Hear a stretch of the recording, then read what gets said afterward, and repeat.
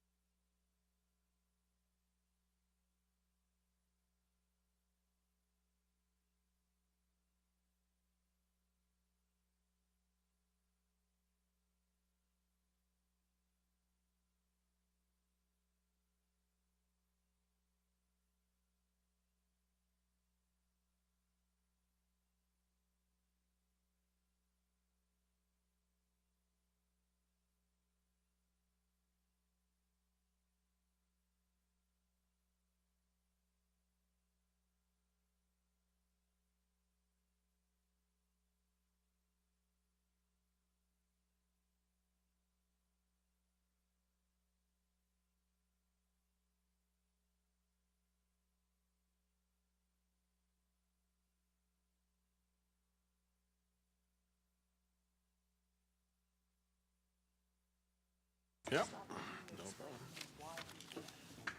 So they literally had to go and order it like this is. And afterwards the joke was, we know you were just, what were you saying? Okay, this is the call to order for the December 18th, 2025 meeting of the Santa Clara County Planning Commission. Will the clerk please call the roll? Commissioner Hederle. Here. Thank you. Commissioner Cohen. Here. Commissioner Belska. Here. Commissioner Levy. Here. Thank you. Commissioner Escobar. Here. Vice Chairperson O'Donohue. Here. And Chairperson Rouser. Present. You have a quorum. Please stand if you're able to join us in the Pledge of Allegiance.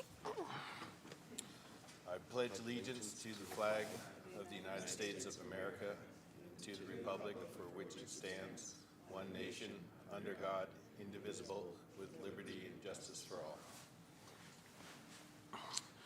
Good evening. My name is Mark Rouser, and I'm the Chair of the Planning Commission. On behalf of the Commission, welcome to today's meeting.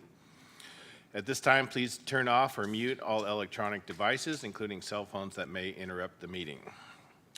The next item on the agenda is public comment. This item is reserved for persons who wish to address the Commission on any matter within the subject matter jurisdiction of the Commission that is not on this agenda. The law does not permit Commission action or extended discussion of any item not on the agenda except under special circumstances. Members of the public who wish to address the Commission on a non-agendized item should request to speak at this time by giving a request to speak form to the deputy clerk if you are in chambers, or by using the raise hand icon if attending virtually.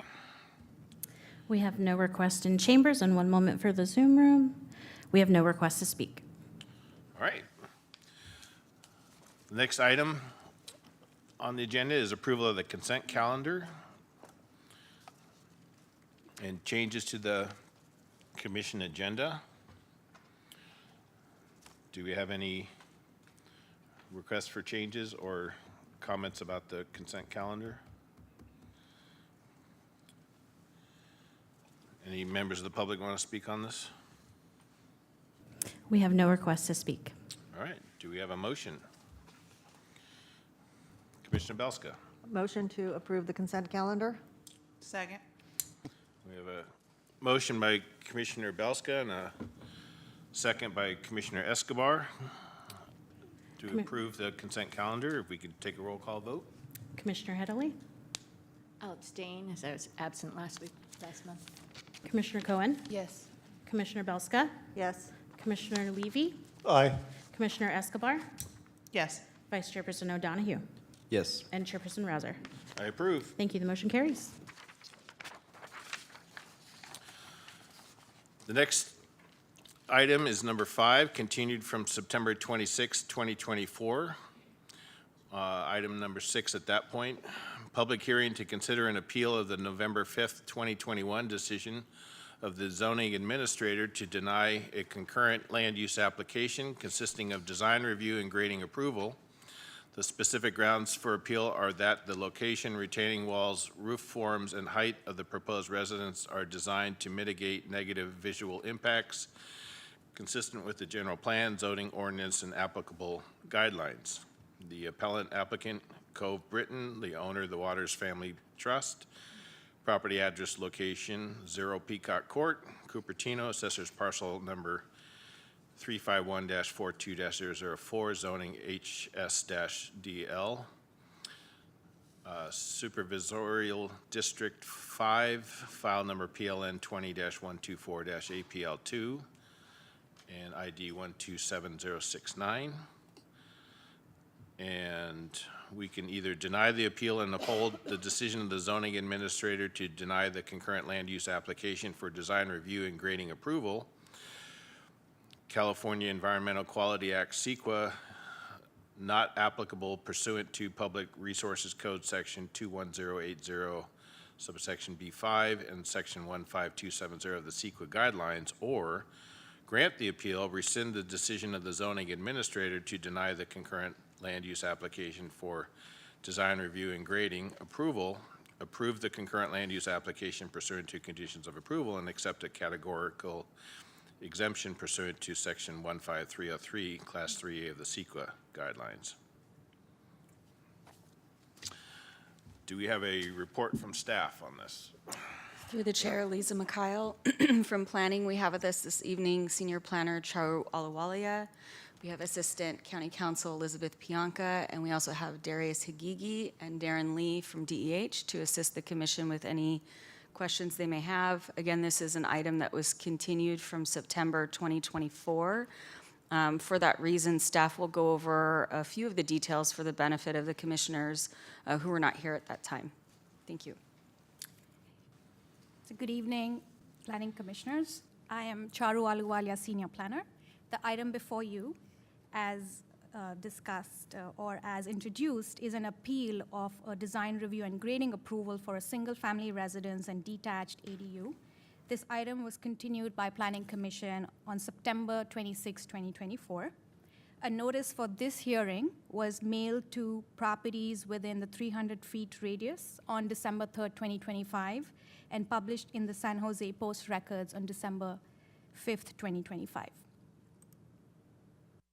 So before staff presents the analysis of the findings, it is important to understand the background of this project. We'll spend a few minutes on this slide as the project timeline is central to the appeal. So in summary, staff has been working on this application since September of 2020. The initial incomplete determination was appealed by the applicant in April 2021, and the Planning Commission granted the appeal in May 2021, resulting in deeming the application complete. The county then processed the application and presented it to the zoning administrator on November 4th and November 5th, 2021.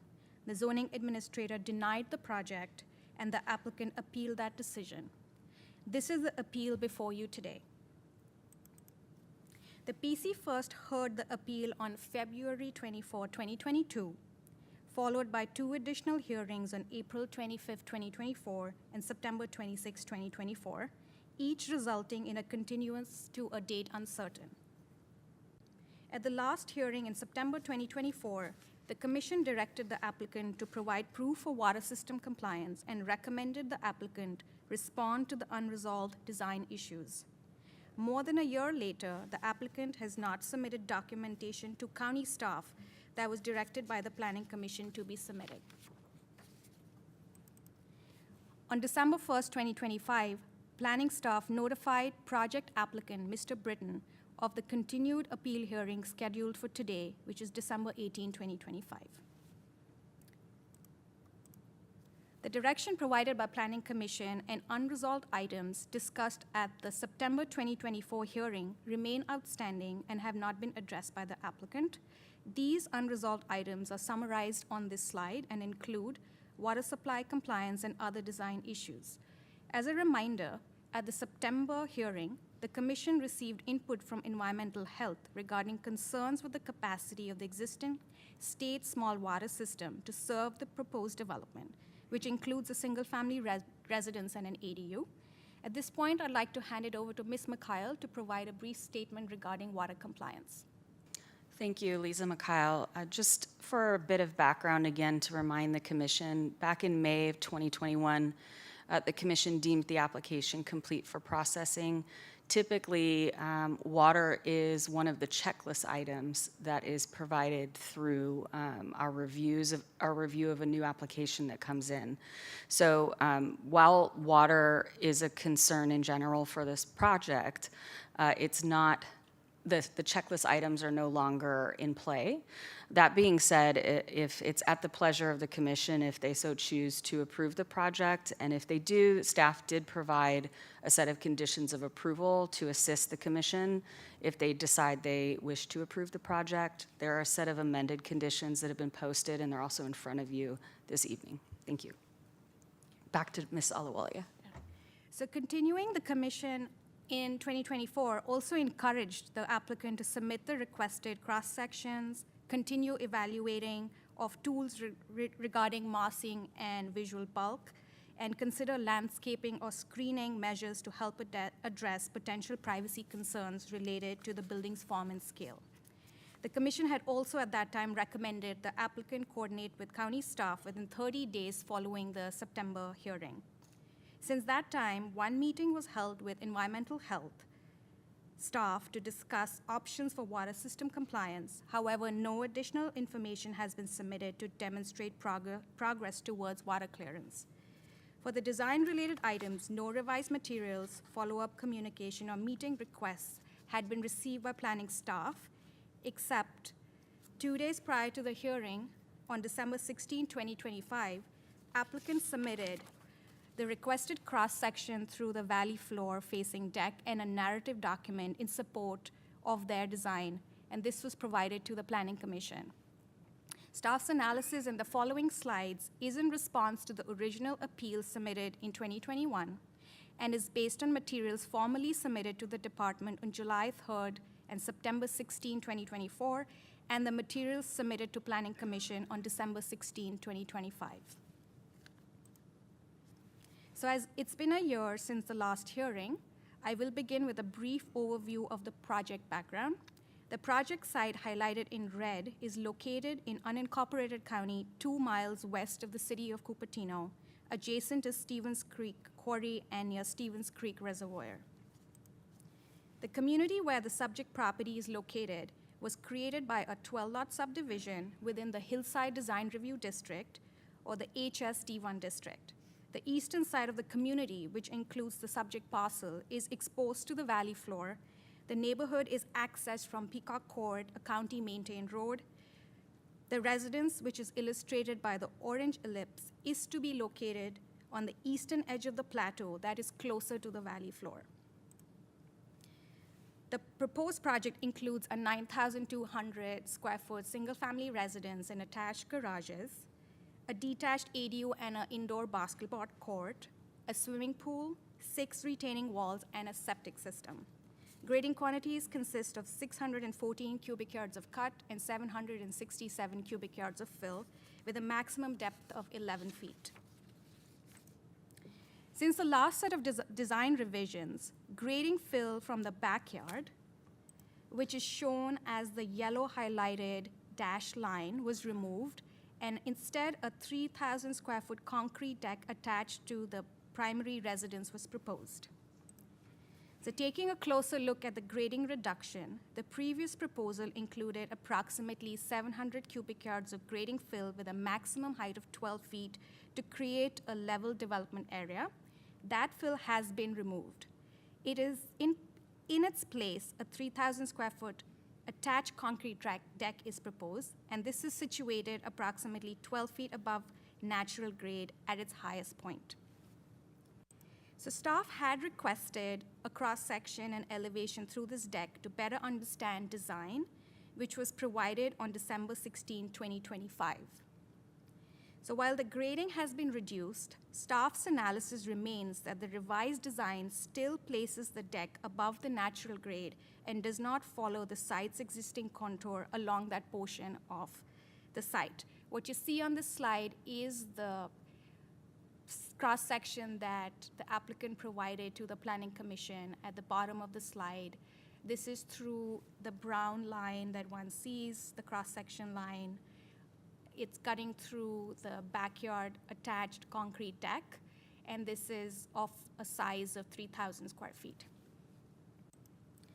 With regard to the building form and massing, 2 diagrams on the upper left corner of the slide are from the grading and hillside development guidelines. The upper figure is a recommended building form, a multi-story tiered structure, and the lower figure shows a less preferred approach, a flat pad design that can result in a visually dominant structure. While the applicant reduced grading fill, the structure was not lowered into the slope, which is one of the key strategies encouraged by the guidelines. The design still lacks sufficient tiering to visually integrate into the hillside setting. In addition, the overall building form, including the roof, remains approximately at the same height throughout the structure, and it's more closely resembling the example of a structure that is not recommended as it doesn't incorporate variations in roof height or planes. On this slide, you'll see that the first floor footprint and now the outline of the second floor The colored areas represent the portions where the upper floor has been set back to reduce apparent bulk of the structure.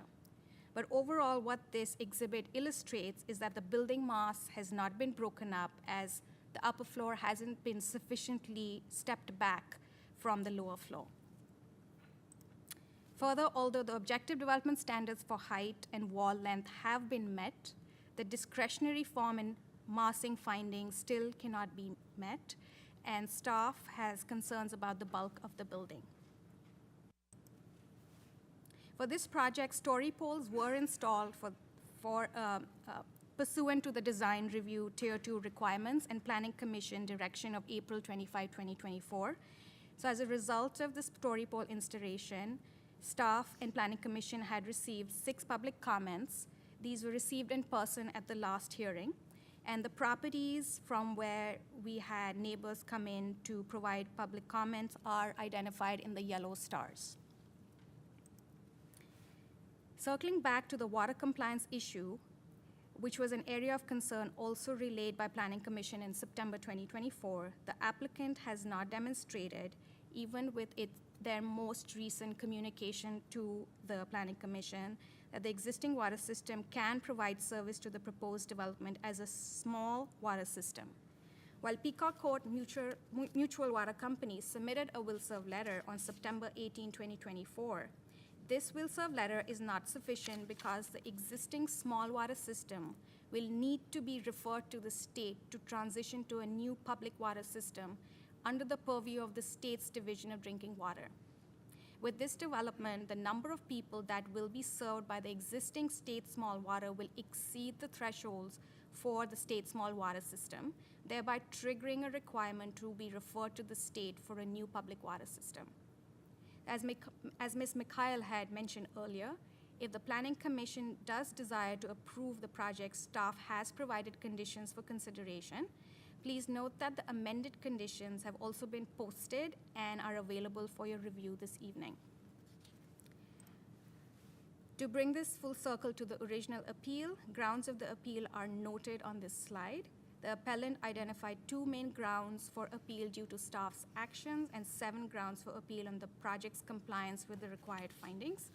To conclude, staff recommends that the Planning Commission deny the appeal and uphold the zoning administrator's decision to deny the concurrent land use application for design review and grading approval.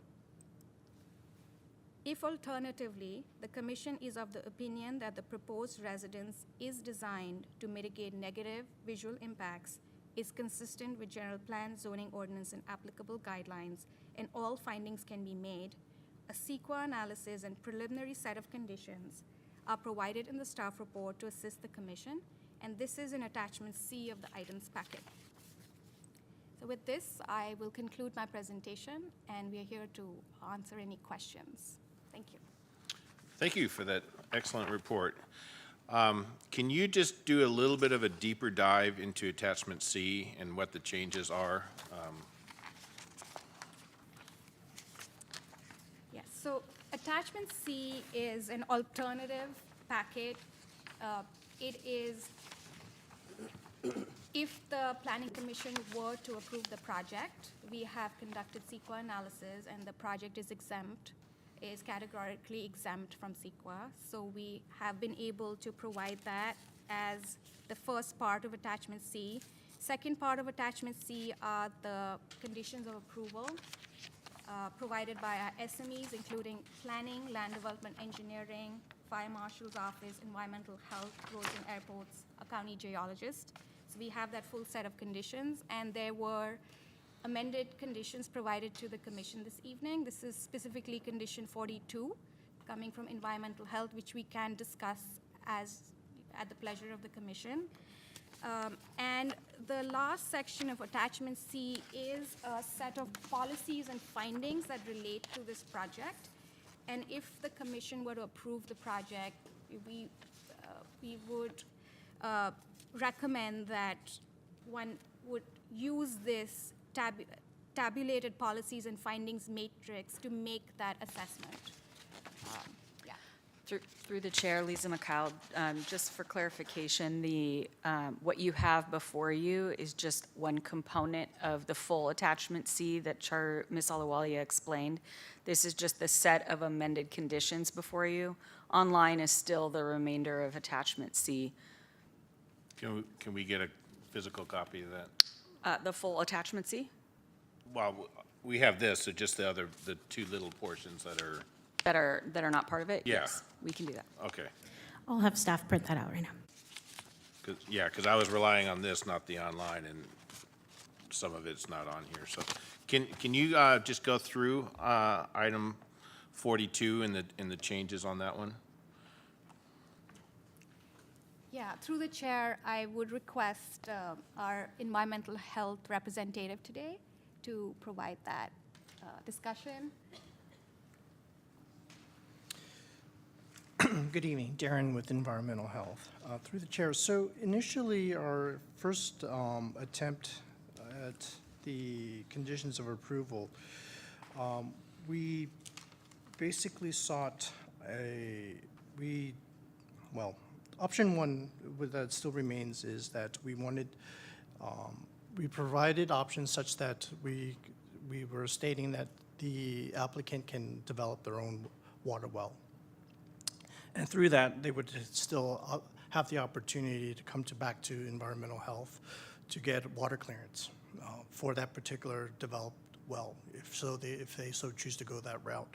And the second choice, or the second option in our previous conditions, spoke to the applicant applying prior to issuance of a building permit, obtaining and providing a California State Water Resource Control Board's Division of Drinking Waters permit. However, recognizing that the applicant is not necessarily the representation or represents the water company, then we pivoted and changed that particular comment.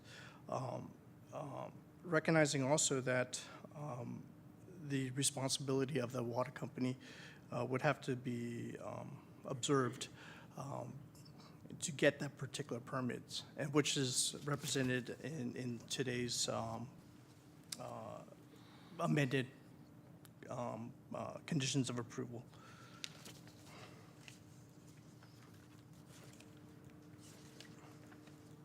Okay, so right now it's a small water system, but it's planning department's view that in order to service this particular one, it would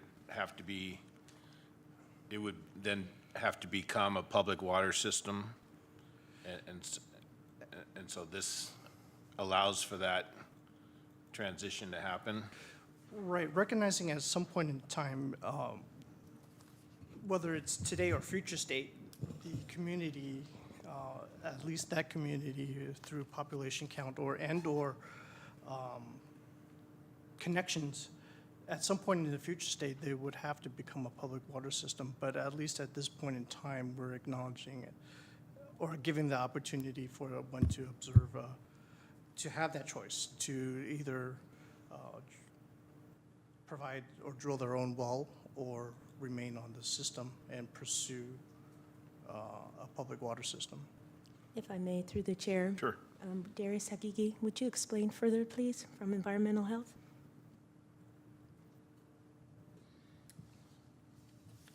So, as Darren was mentioning, for clarification, the two options would be either the development of a small private water system through drilling of a well and obtaining clearance from environmental health. Option two would be the need to transition from a state small water system to a new public water system, and that transition would have to occur with a will serve letter obtained from the new public water system prior to issuance of the development permits. And so the sequence of events would be the application to the state to receive the new permit as a new public water system, and then the applicant obtaining a will serve letter from the new public water system before issuance of the development permits. Okay, and does this normally happen before final or before permits are actually issued when you try and clarify the water issue? So it's a conversation that we have upon completeness determination. It's a requirement generally to verify what is needed prior to approval. So we would generally have to develop the infrastructure in order to support the development. And in this case, because it's been identified that the state small water system would exceed the thresholds with this development and become a public water system, that would have to be overseen by the state and permitted by the state, evaluated to ensure that it can actually accommodate before the county would want to actually move forward with approval. So that's generally what we would evaluate to ensure that, again, the infrastructure is in place prior to approval. Okay, normally when you get a will-serve letter, do you normally do a deep dive behind that? Or is, how many times do you challenge a will-serve letter? Yeah, so a will-serve letter, generally what we utilize will-serve letters for are from public water systems that are much larger in scale, that don't have the question of this threshold. In this case, we needed one from the state small water system, and the state small water system had a shared responsibility to evaluate prior will-serves that they had provided for other developments that preceded this one, and to monitor the number of connections and monitor the number of estimated individuals with relation to the public water system thresholds. And so ultimately, we're trying to ensure that if we are going to exceed that threshold, that the water system is in fact developed and able to accommodate that development. And for clarification as well, those requirements for a state small compared to the evaluations and the requirements as overseen by the state are night and day. I mean, they're essentially going to evaluate a new source capacity and may need to require additional drilling of new wells dependent on the construction of the existing wells. You know, it's a full technical, managerial, financial component. Technical is, again, Yeah, let me just interrupt. All I'm trying to get at is if it is in a condition of approval, then that can be stated that no building permit will be issued until this is satisfied, or no occupancy until this is satisfied. So all of this back and forth, the condition of approval is the teeth in potentially in this, so that nothing can happen until the county is satisfied that there is a source of water available, a legal source, adequate source of water.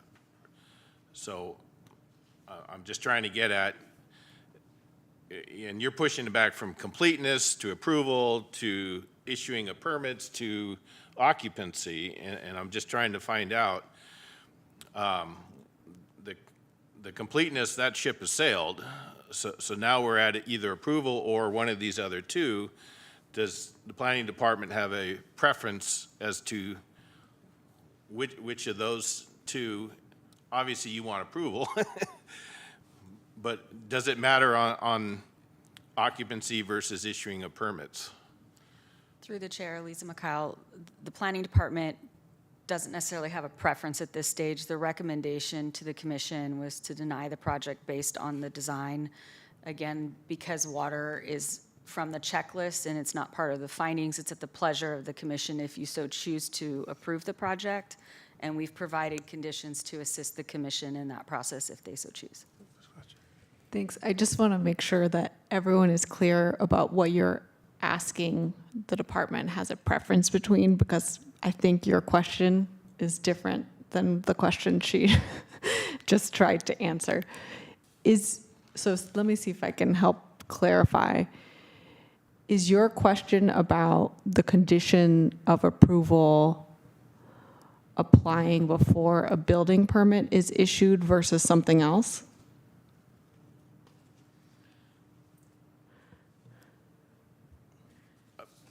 I'm just trying to figure out,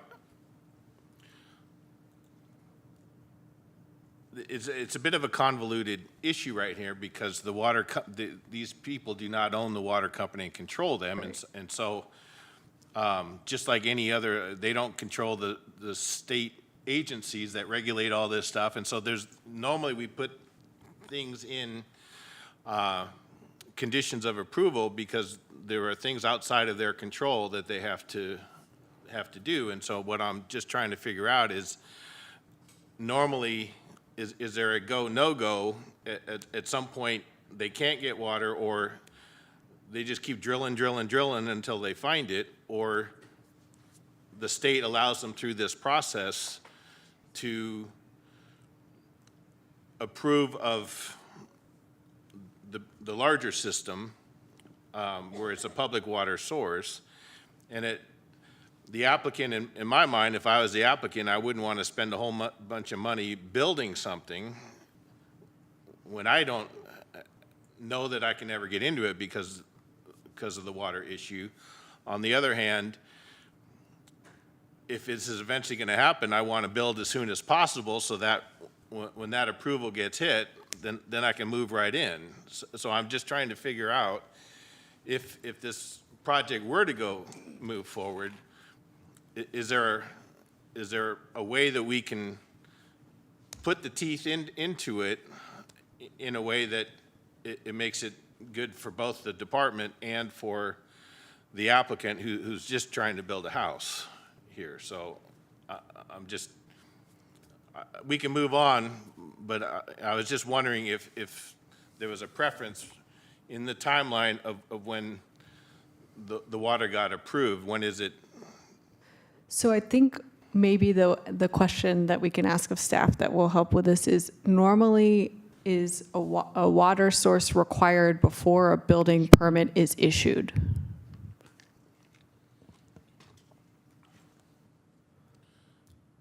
Yes, right.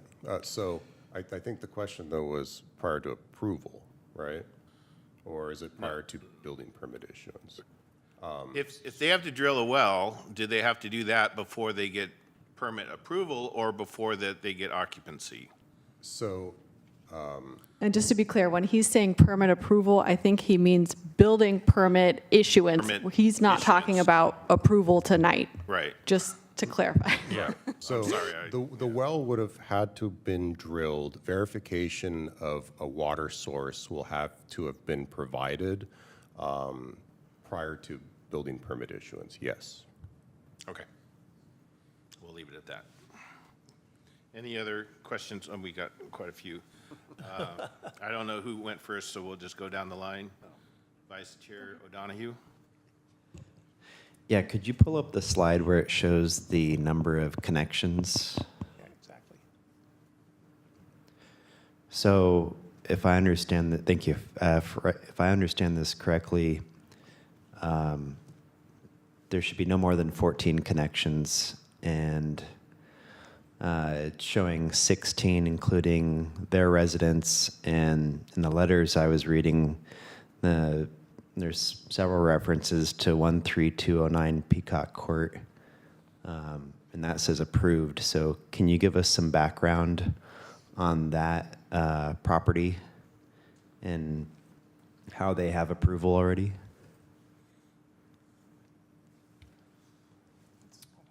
So 13209 Peacock Court was approved with a will serve letter provided by Peacock Court Mutual Water Company, I believe from 2020, if I'm not mistaken, and that brought the service connections up to 14.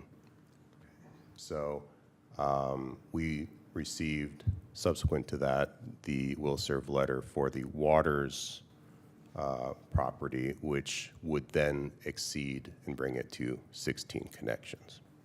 So the Waters residence is actually 2 connections, is that what you're saying? the single-family residence and the ADU, correct? Got it. Okay. The way I read it was that the Peacock Court, the 1329 was 15 and the Waters was 16. So thank you for the clarification. Also, if we can just identify any ex parte communications on this one, I'd appreciate it. Commissioner Levy. None here. Follow up to your comments, Commissioner. According to the will serve letter, they said they could guarantee one connection. Keep looking at the Yes. microphone. Yeah. According to the will serve letter, the water company said they could provide one connection. That's not adequate for a 10,000 square foot house and a 5,000 square foot dwelling unit, an ADU. They would be required to get two. So the will serve letter really doesn't accommodate the entire project. Is that what I'm hearing? Through the chair. Yeah, go ahead, answer that. Thank you. So the original will serve letter for 13209 did actually specify from the Peacock Court Mutual Water Company 3 connections for the main single-family residence, an ADU, and a JADU. The will serve letter for the Waters residence did not specify the number of dwellings, but it did indicate one service connection to the property. Right, exactly. And it said one service connection, and then what I'm seeing here is it would be required two, based on, both the large house and the large ADU. So the will serve letter, even with the questions concerning the adequacy of the entire water company, the will serve letter isn't adequate for the project. Is that correct? Correct. Okay.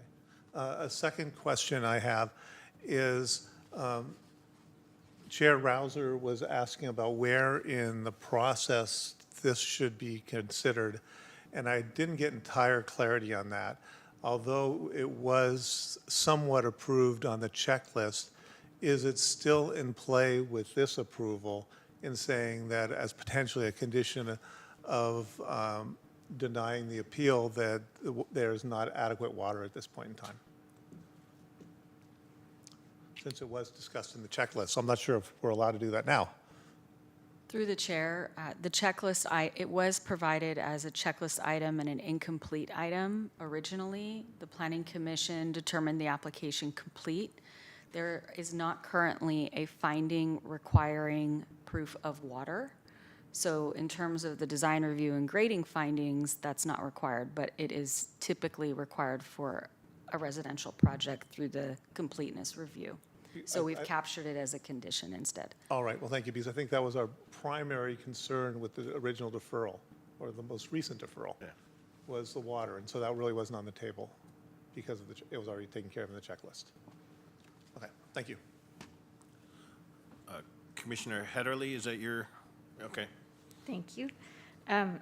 Two questions just to follow up on those previous questions. So it sounds to me like where we are on the water is that is not a required finding, you're saying, for approval of the project.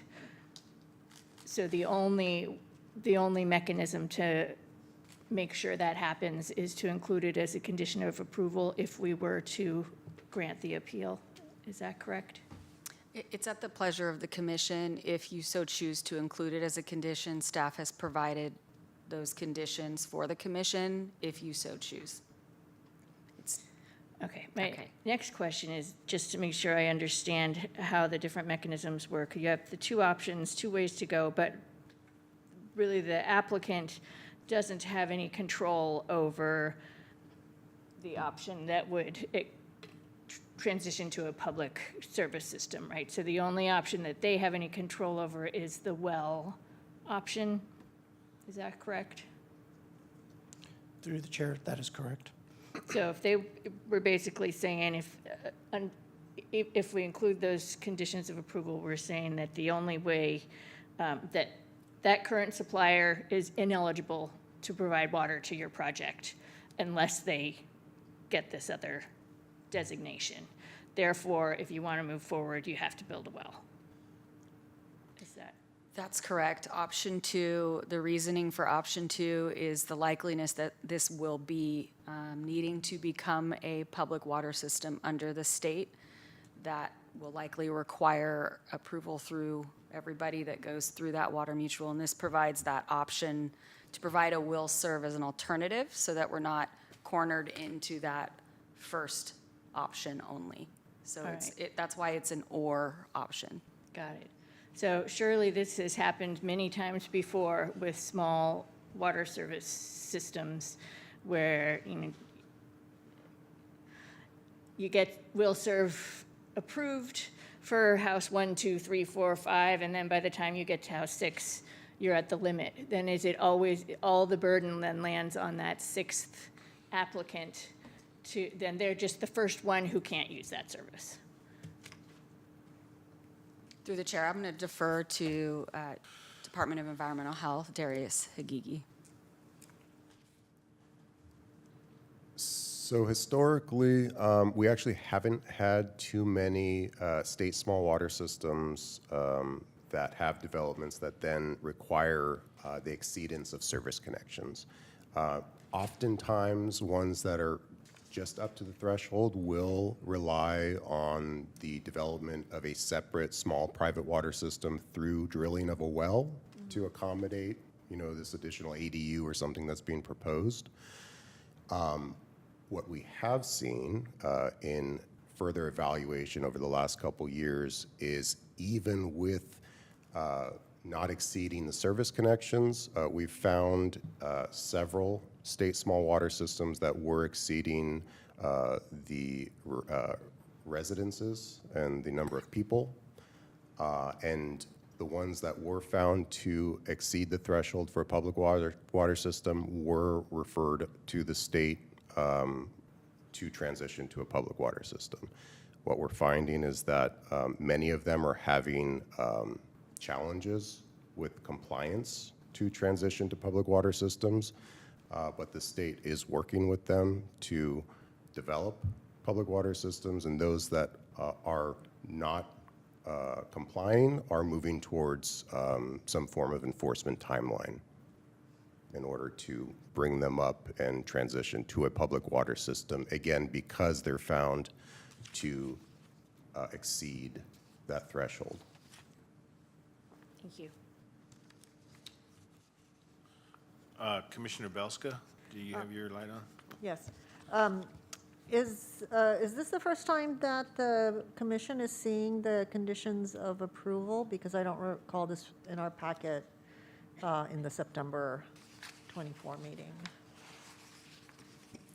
So through the chair, the alternative packet C was provided as a part of the September 26 hearing in 2024, but it did not come up for discussion during the commission's proceedings. I see, okay. But it was a part of the attachment. What we have included are condition 42 relating to the water compliance requirements. Okay. So has the position of the planning staff changed with regard to whether the water issue could be addressed via conditions of approval? Because I recalled that being sort of one of the main sticking points in the September meeting, and I believe we had suggested addressing that via conditions of approval, and at that time we're told that that was not an option, that had to be resolved.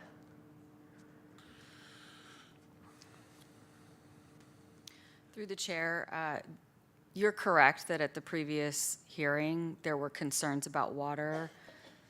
The County Department of Environmental Health and our department, which is the permitting agency overall, still continues to have concerns with the fact that there is a water system that's a small water system that will need to become a public water system through the state.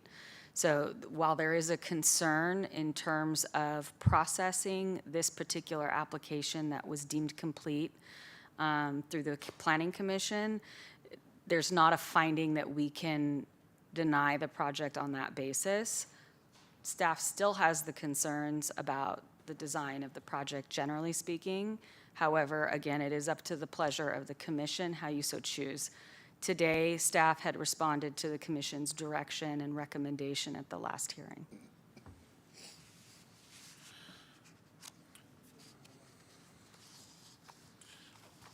Okay, can you just walk me through then this, or us through this, the matrix and what information you're providing in that?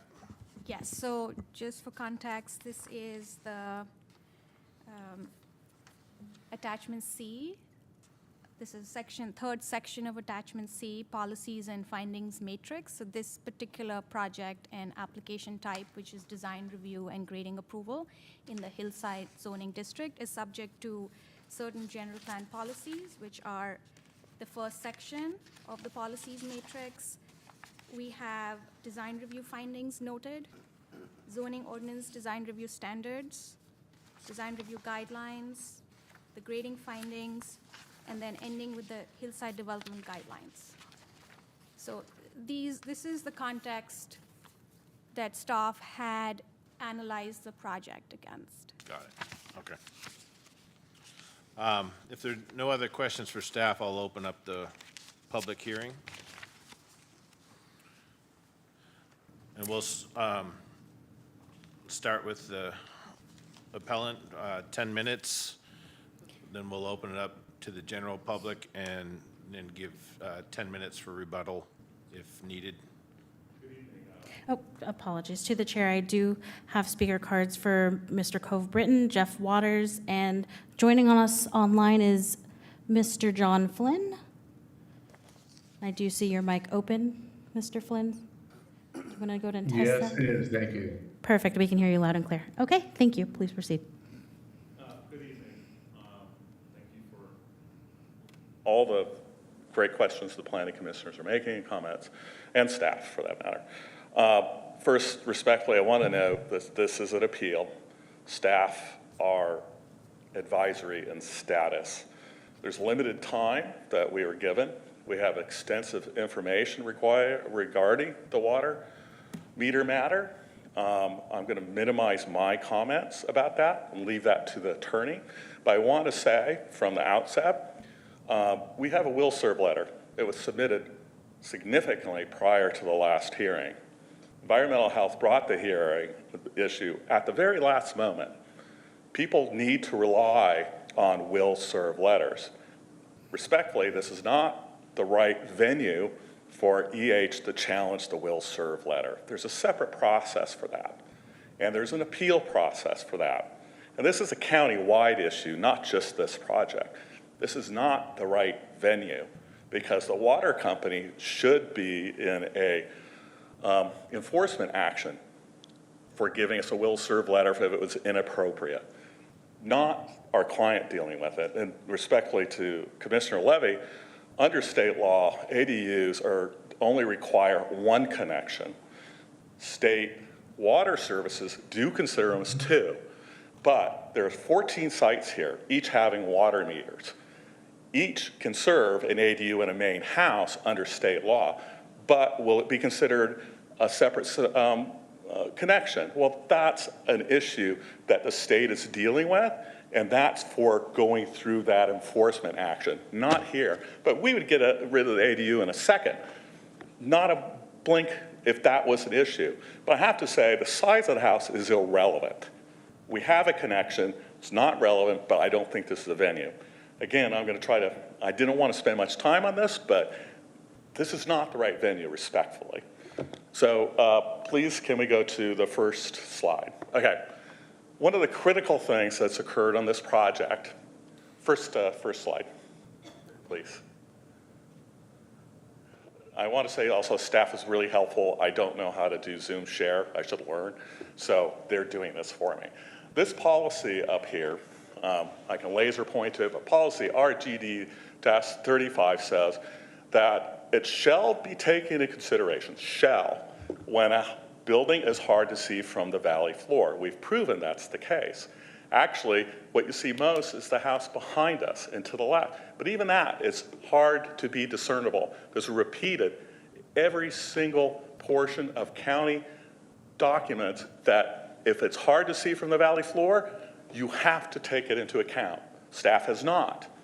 I'm asking you to. But that said, let's move on to the next slide. Okay. This slide, one of the things that's been very hard, what's been presented to you, is this house slopes two ways. It slopes towards the direction it's coming here, and then it slopes down to the valley. So it slopes to the galley, to that. So what we did is we put the structure to the top and stepped down two ways. That meets the cartoon. And again, what we're looking at is this tallest wall is 25 feet below, or no, sorry, it's 6'6", below the height limit.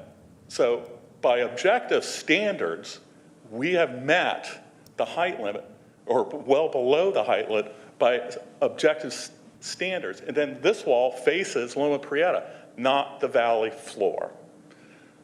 And in addition, we put plantings in to soften that elevation. And this was something the commissioners mentioned last time. And it wasn't in your requirements, in your motion, that we addressed this. It was the water issue. But believe it or not, we're doing this in good faith. We respect your concerns, but we still have to do our jobs. So, as you can see from this section, that the house is at grade at one side and drops about 6 feet. It's out of the grade about 6 feet on the other side. That's not even unusual on a flat site to have a house that far out of grade. This one's a sloped, but we've located the house on a relatively flat area. Next slide, please. Okay. There was much ado made about this section prior. So again, you can look at the drawing above, which is color-coded. What it showed was that there was no grading in the area where staff was concerned about it. Where it's just white, no grading. But it also shows that the maximum amount of grading that we have, or fill, is about 8 feet, and it's for the fire truck turnaround. If we could get rid of the fire truck turnaround, great. If we could relocate it, we would. But it's not an option. It's a huge structure. So our fill is not associated with the house. It's associated with the road and the fire truck turnaround. There's a large amount of grading that we take out from the basement, but that's not fill, and you don't see the basements. So again, not to be disrespectful, we didn't think this section was necessary. That's a deck that you can't see from the valley floor. You can't even see from the neighbors. And there's no code, there's no policy that says there's something wrong with that. So again, this was to clarify the record. Very little grading associated with this house. The grading is for the turnaround and the driveway. And that deck can't be seen. There's no code against it or policy. Next slide. Okay, so much ado has also been made of this particular policy guideline. Now, that is showing probably about a drop of 20 feet. And again, it's a guideline. So in this case, there's no way you see this elevation from the valley. You couldn't even tell if we did that or not do it, okay? But we drop 5 feet. We have an upper portion where we put the garage in. That's how we have to get the cars in without doing a lot of grading. Then we have the lower portion, which is the front door, and we would have to do grading if we try to submerge the house. But again, you can't see this from the valley floor. So even if you agree that this is something, a policy, a guideline is important here, you can't see it. But we have complied. And then when you look at another policy where it has a big retaining wall and another retaining wall and says that's okay, we don't do that. We have a retaining wall up slope about that big. We have a tall one down below for the fire truck turnaround, not for the house.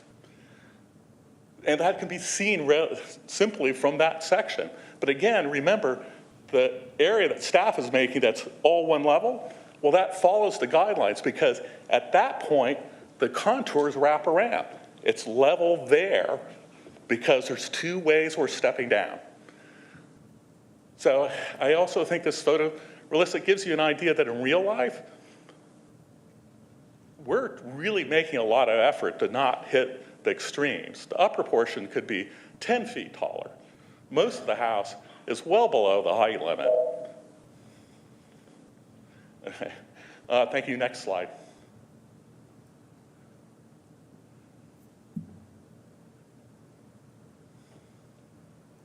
Did I finish? Great.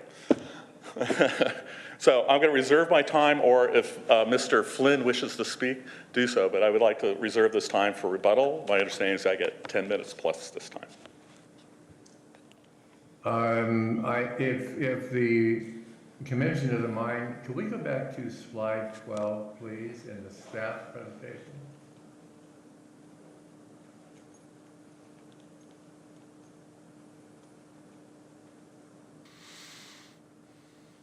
Are you able to hear me? Yes, we can. I believe we're pulling that up right now. Just one moment. Thank you.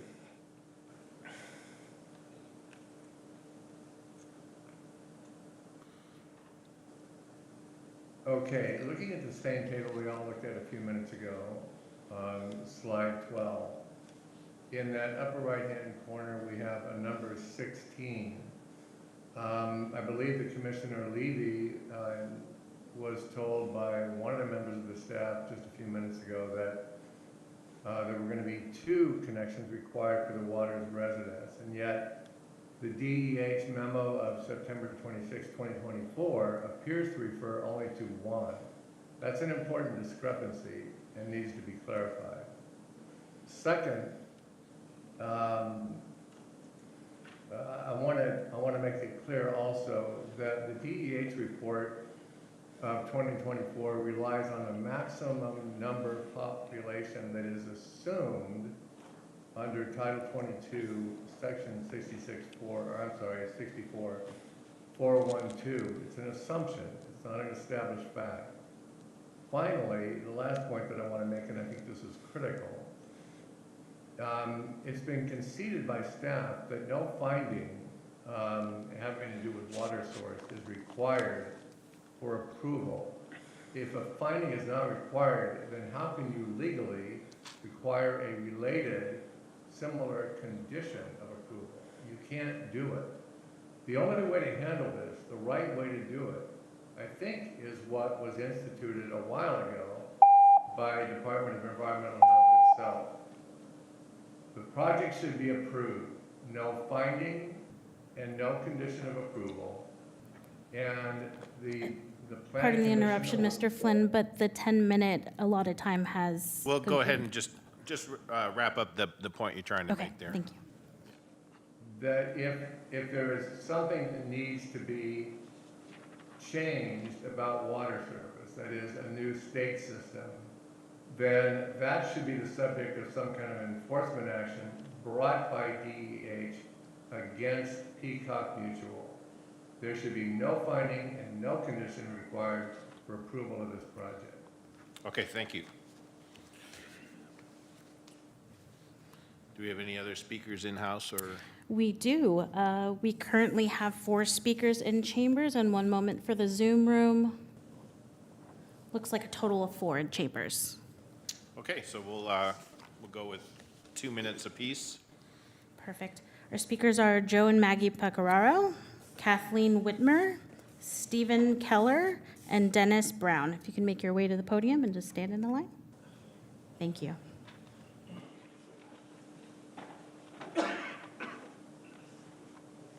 And the microphone is built into the podium, so as long as you're facing forward, we should pick it up. I was last on the list, but I guess I'm first to the podium. Thank you.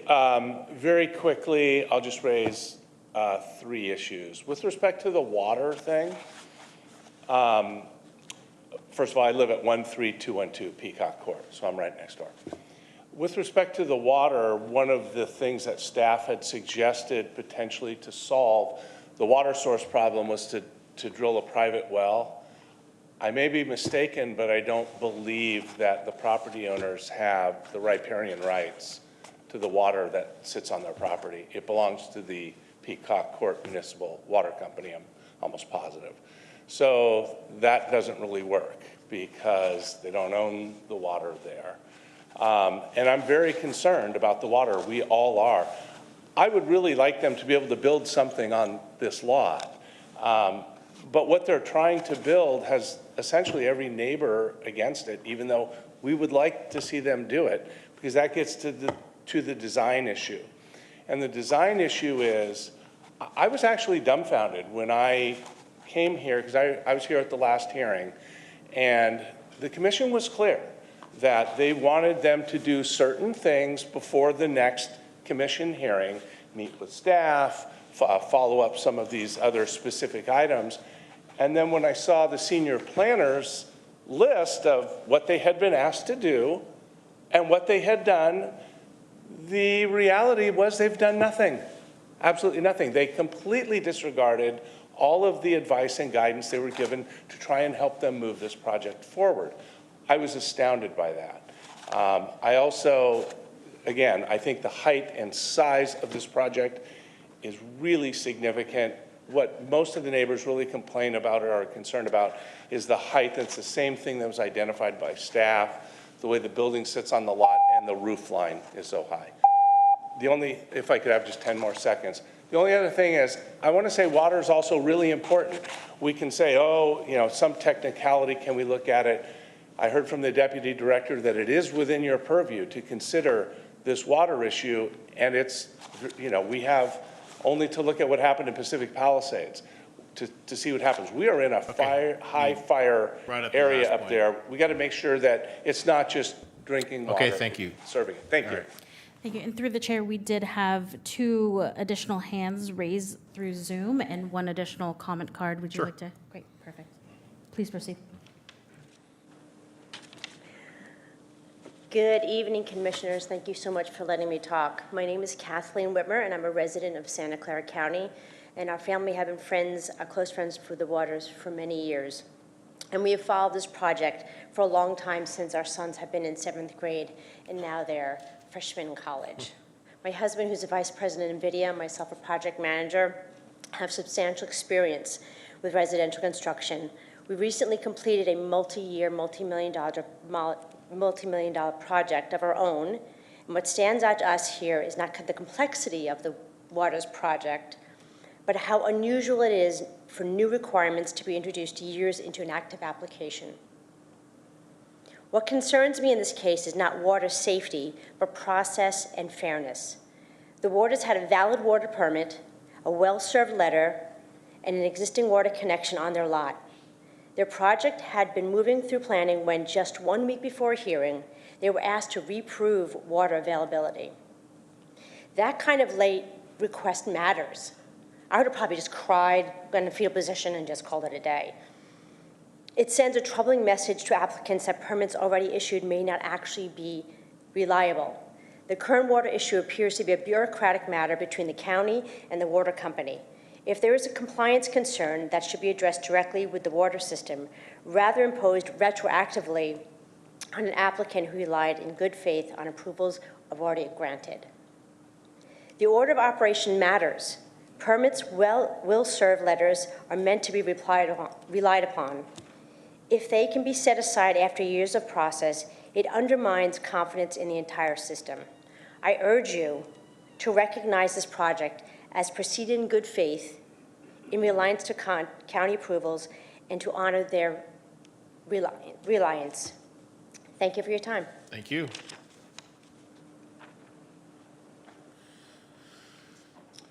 Good evening. My name is Steve Keller. I've been a resident of San Jose for about 35 years, or closer to 40 years actually, and I've known the Waters family for most of that time, and could speak at length about the character of this great family and how great a gift they will be to their new neighbors if this project moves forward. But I'm not here to speak to that. I instead am more concerned as a person who has just started an ADU project in my own residence. We're in the design phase of that project, and I had to have a conversation with my wife recently, just based on what the Waters family has been undergoing in this more than 4-year saga now. and how that might impact us and other people who are planning to do construction here and there in the valley. I've always trusted these projects would move forward as long as everything was done by the book. You work with great designers and architects, builders. You don't cut corners, you apply for all the permits, and you do everything above board. And now I have some serious doubts just based on what I've learned in this experience. I am certainly not an expert in these matters and must confess to being a little lost during the discussion on the water supply issue. But what I do understand is that based on the data I've seen, that their project does meet all of the objective design standards necessary to move this forward. And it seems more that the staff, that the block in moving this forward, that this is more an objection based on subjective design preferences that are then presented as if they're binding. And I would argue that those subjective preferences just can't substitute for objective rules and processes. And our county, I know, wants to do better than that. So what I would do is just urge you to help this family move forward with this project. Thank you. Thank you, and good timing.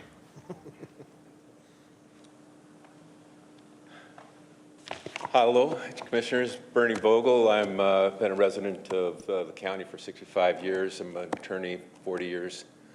I'm a vice president of the Silicon Valley Business PAC, and I am a homeowner. I've gone through the planning phases, and I will not reiterate what Mr. Keller just spoke about. But what I will say is that I find it very disconcerting that this water issue is brought up in the 11th hour. That a small water company classification, which really is controlled by the state, enforced by the state, regulated by the state, can address this issue and should have been brought up many, many, many years ago if it really was an issue for the planning. And in fact, the way this is being couched is almost that no landowner can develop a property up there. In a way, it's almost like a de facto eminent domain. And that's not fair. I know it's not technically that, but I mean, it feels that way. These people have had this land for a long time, just like their neighbors. And that's just not fair. There has got to be a better way for people to process this. And I urge you to think about this and critically think and go against the staff's recommendation and approve it, because I think that's what's fair, and I think you feel that way too. Thank you. Thank you.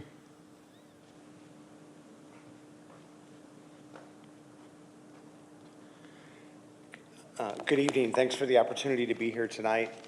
My name is Joe Pecoraro. I'm a resident of Santa Clara County. I have been a resident of Santa Clara County all of my life. My family has been in this county for almost 100 years. And I'm currently a sales executive for a software company. My wife Maggie and I have known the Waters family, Melissa and Jeff, for 29 years. Jeff and I have served on boards together. We have volunteered many times together.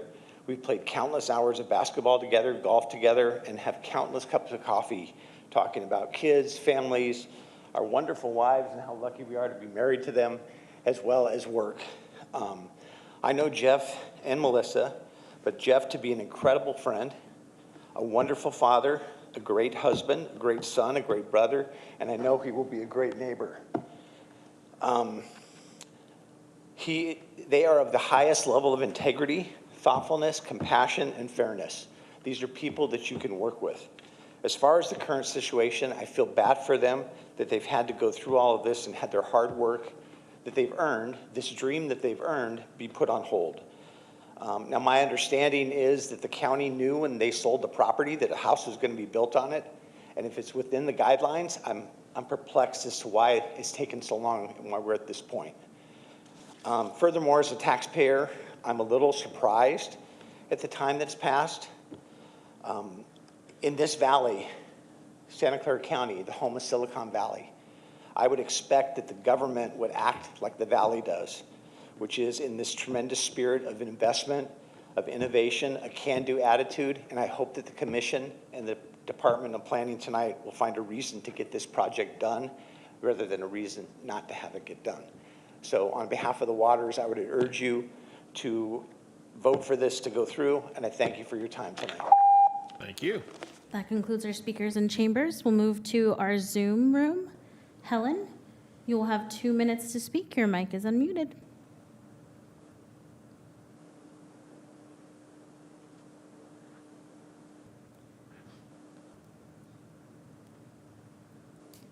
Helen? Hi, can you hear me now? I sure can. Thank you. Okay, thank you very much. My name is Helen Hutchings, and I'm a resident of Santa Clara County, having resided in this county most of my life. I'm a former police officer, and I'm currently retired. On behalf of the Waters family, and as a citizen and taxpayer in this county, I have serious concerns about the delays the Waters have experienced in the permitting of their residential building project on Peacock Court. It is inexplicable that a residential build professionally designed by an architect and engineer, properly applied for in 2020, and continually reviewed and scrutinized by the county planning department, has not yet been approved after 5 long years. The Waters purchased their lot on Peacock with the intention of building a home, just as the other owners of the lots, some of whom are now objecting to the Waters build, intended and have successfully done. The Waters and their design team have done everything possible to comply with the ever-changing concerns of the planning department staff, including all building codes and zone requirements. I have known the Waters for many years as fellow members of our church parish and as parents in the school my children and theirs attended. They're kind and honest people who have readily considered the concerns of their neighbors on Peacock Court and want nothing more than to live in harmony with them. The Waters deserve to enjoy the same opportunity to build and live on their lot as those neighbors. They purchased their lot in good faith with the expectation that they could build their dream home, a place to reside in retirement after hard their whole lives and raising their children. Our county government and all the components and departments within it should be working to serve all. Thank you. Our next speaker is Dennis Laughlin. Dennis, you will have 2 minutes. Please proceed. Can you hear me? I can, thank you. Okay. So thank you. So my name is Dennis Laughlin. I've been a resident of Santa Clara County since 2003, and I've known the Waters for quite a while. Our sons went to school together, and the whole time I've known them, they're not somebody who's trying to, the people who try to do what's right and follow the rules.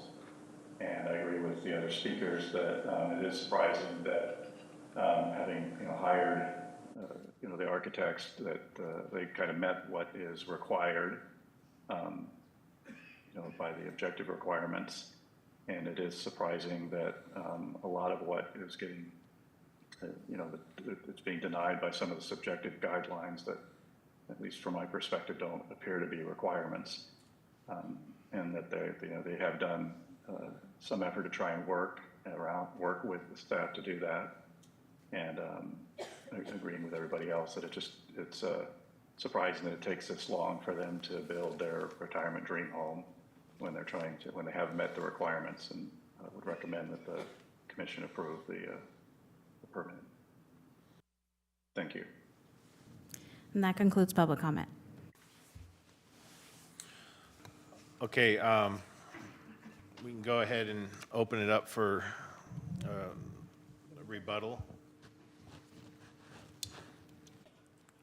And there may be some commissioners that may have questions during this time, so. I would appreciate questions, because again, this is appeal, and we're on the other side. I understand that, and I want to be respectful, but I also would like to be given equal time and equal opportunity to address things. That includes the technicalities of the water meter issue, which I can go into in a lot of depth. I really don't want to. I did speak with very senior people at the state and with HCD regarding this matter, and it really should be something in front of the County Board of Supervisors through an appeal process. because this affects a lot of people. A lot of people don't have the wherewithal that this particular community has. So I'm really disturbed about how this was approached. But that's not what I want to talk about here. I want to talk about the fact, and to reiterate the problem, is that what we're dealing with is subjective tastes. We meet all the objective rules, even the ones that are for when you see the house from the valley floor. That we made revisions that I told staff were meaningless. You couldn't tell from the valley floor. But we did it anyway, because we don't want to be here anymore, any more probably than you do. Certainly not the client. So now I'm down to the point where, does one of the commissioners want the house to be smaller? Tell me what size is fine. You know, do you want the roof to be lower someplace? Tell me, because we've met everything we're supposed to. Everything. Mr. Flynn, would you like to add something here? And if not, I'm going to have Mr. Waters come up and speak. I have nothing to add, thank you. So I'm going to ask Mr. Waters to come up and also reserve what time we have. Hopefully, if staff has an opinion, that we are given the opportunity to rebut it, or if you have questions, please feel free to ask. Thank you.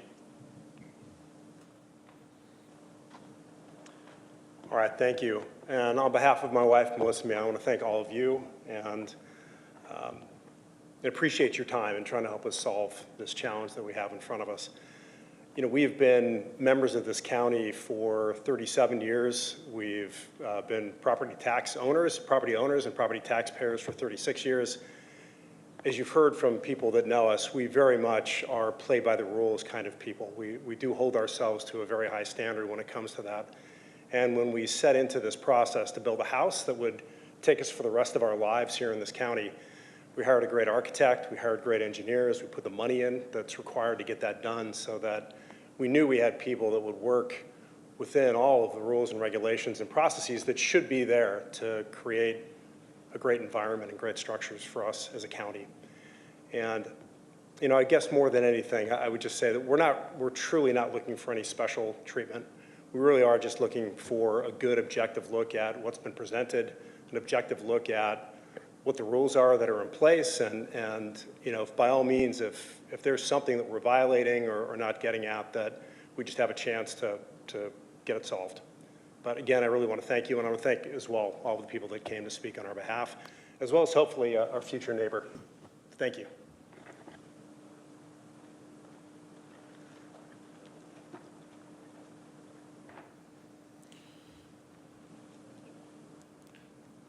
Commissioner Cohen, you have your light on? I have a question for the applicant, but I don't know if it's the appropriate time now or if you'd want us to hold. Let's do it now. Let's keep moving. I apologize to the staff. I didn't see what slide number was labeled, but could you pull up the slide that was referenced about the list of requests from this body from September of 2024? And I was just wondering if you could just walk us through what your objective, subjective analysis is about whether or not these were met or not, just for our own information. Exactly, but I want to clarify something. We have the transcript. The motion was made simply to address the water issue. So what staff is saying, you all directed, did not come into the motion. But we listed the transcript and made sure that we actually responded to Ms. Escobar regarding the section. That was something she insisted on. There was some concern over the height of the wall that followed into that. So we focused on what the transcript said, not what staff said, because I didn't want to get an argument with staff. Proof of water compliance, we submitted that. That was a will serve letter. That's what's required by code. We submitted it well over a year ago. Missing cross-section. Again, the information was irrelevant, but we provided it prior to this hearing because Ms. Escobar wanted it. The actual engineering documents that show that type of thing shows that it was irrelevant. Generally, we don't provide things that are irrelevant. We did, because fine. Building form massing, evaluate tools to reduce bulk. Again, what we're saying, and something that staff is not agreeing with, is that we provided all objective rules. We actually did reduce bulk as according to the non-objective rules for a house that can be seen from the valley. So we literally did what was necessary for a house that's seen from the valley. So that was objective. We did it to satisfy staff. So I think that's not applicable. It's not appropriate. Staff and applicant coordination with 30 days, one meeting with the EH. Okay, I've had 1, 2, 3, 4, 5 meetings over this project. By and large, I don't want to get into it, generally not productive. I do a lot of projects. I work with the Coastal Commission on a regular basis. Not productive. I apologize for my part in it, if that was my part, but also the engineer found it non-productive. Our first meeting was actually very productive, but that planner is the first one of 3. He's the one that actually said there wasn't an issue with this project, but called up Ms. Waters after hours instead of me because he had been told by a supervisor that what he had done in his incompleteness comments didn't satisfy them. So we got deemed incomplete. He asked permission from Ms. Waters to extend the time, but it was required to go to me. In doing so, I had one meeting with him, and I don't know how much you want to hear about this. I had one meeting with him, another meeting with him, and his supervisor that did not go well. We disagreed about things and what the code said. Yeah, we have a lot of that in the record, so if we can just concentrate so, on. No, I was asked to go over this, and I'm like, Oh, I understand. Yeah. So you tell me, but my job and all the people that work on a project isn't to axiomatically agree with staff. We want to, but we have our own requirements and our own duties and our clients and expectations. And hopefully that can be done professionally and doesn't result in hard feelings. It's not certainly the way I would want to approach it. Is that sufficient? Commissioner Heatherly? Yeah, I have another question. Your letter with the photographs and in your comments tonight, you've mentioned several times that you don't believe that this project should be considered visible from the valley floor. Well, this is one of the way the code is written. I went right away. We know we're going to find a spot to see it, but the code says specifically discernible. Take into account how much you can see it. And that's a shall. Take into account so when I make a change you can't see, I'm like going, well, you're not taking into account that I've made a revision that you can't tell. And we made great efforts to find a spot. I mean, a lot of time. We found it, and it was on top of a parking structure miles away. And it's virtually impossible to see, but I'm not going to lie. Since, as the Waters say, they're rule followers. It's Let me get to my question. Oh, sorry. Given that you clearly feel very strongly about that, and the county has been pretty clear that they believe it is visible, why did you not, or did you perhaps apply for an exemption from that visible determination? Well, because the way that code is written is that it's an absolute. That if it's visible, then you won't get that exemption. I frankly expected that the policy that says shall take into account would shall apply. But we made the revisions that are required for a visible house. Now we've only gone down to, cartoons. Thank you. Commissioner Belska? Yes, thank you.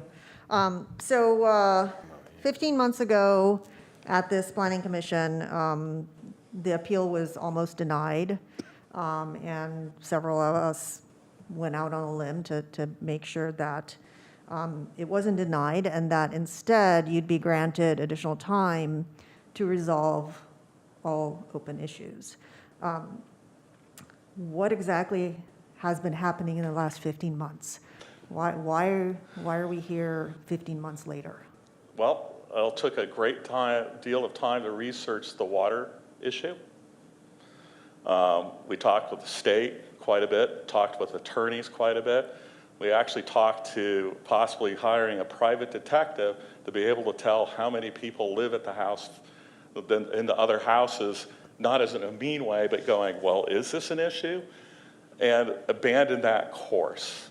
As far as the revising the house further, again, the motion was for the meter alone, and that the other issues are subjective. And I don't think that came through clearly last time, or even the time before. There's subjective preferences of staff, and those might be good preferences, but how do we respond to those? We made changes that were objective prior to that hearing, but the last hearing, it was like, well, what do we do? So we didn't go any farther on that. And I will say also, the clients had their own timing and so on. We also believe that the county violated the Permit Streamlining Act once again by putting us in continuous hold. I mean, again, I have to go back to our perspective. County staff made no effort to resolve this water issue. We did.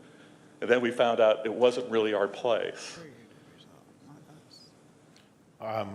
Commissioner Escobar? So I want to stick with this table for a reason. So there's a little confusion here in that you say that this did not come from our last discussion in September, but yet you say that you submitted things related to it or about it, however you want to categorize that, and they're not relevant, they're not all the things. But staff is telling us it wasn't submitted. So either it was or it wasn't a direction and you addressed it or you didn't address it. That's where it's not adding up Not with tracking me. for you. Okay, and so, hold on, put a pin in that for 1 second. Okay. Now, I want to ask staff very clearly, was anything submitted that's on this list? And I don't care if it was half a piece of paper, I just want to know. Through the chair, to the planning department and Department of Planning, to the planning department, no materials were submitted. There was 2 days prior to this hearing on December 16, 2025, information provided to the Planning Commission.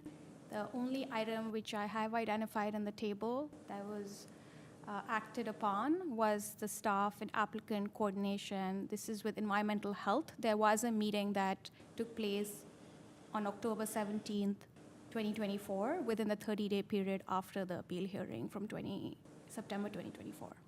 Okay, so I'm going to go to the flagging, the flagged property. It was quite a robust discussion about visibility and how it didn't appear that it was done well enough or in advance or notice, all the things. And it was a significant issue for the neighborhood, very significant that we had ample people in chambers.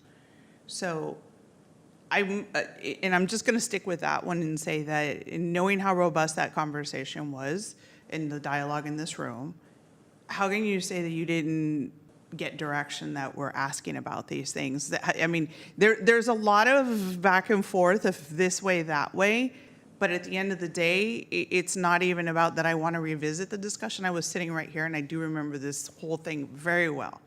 And either it was addressed and submitted or it wasn't. And if it wasn't and it was too late, and you were sitting here talking about it again, I'm finding it very hard pressed to move forward, knowing that we were all in the same room together and I remember the conversation and I'm not seeing documents, and I literally just in front of you said, I want to know even if it was half a piece of paper that showed up, because that to me is intent.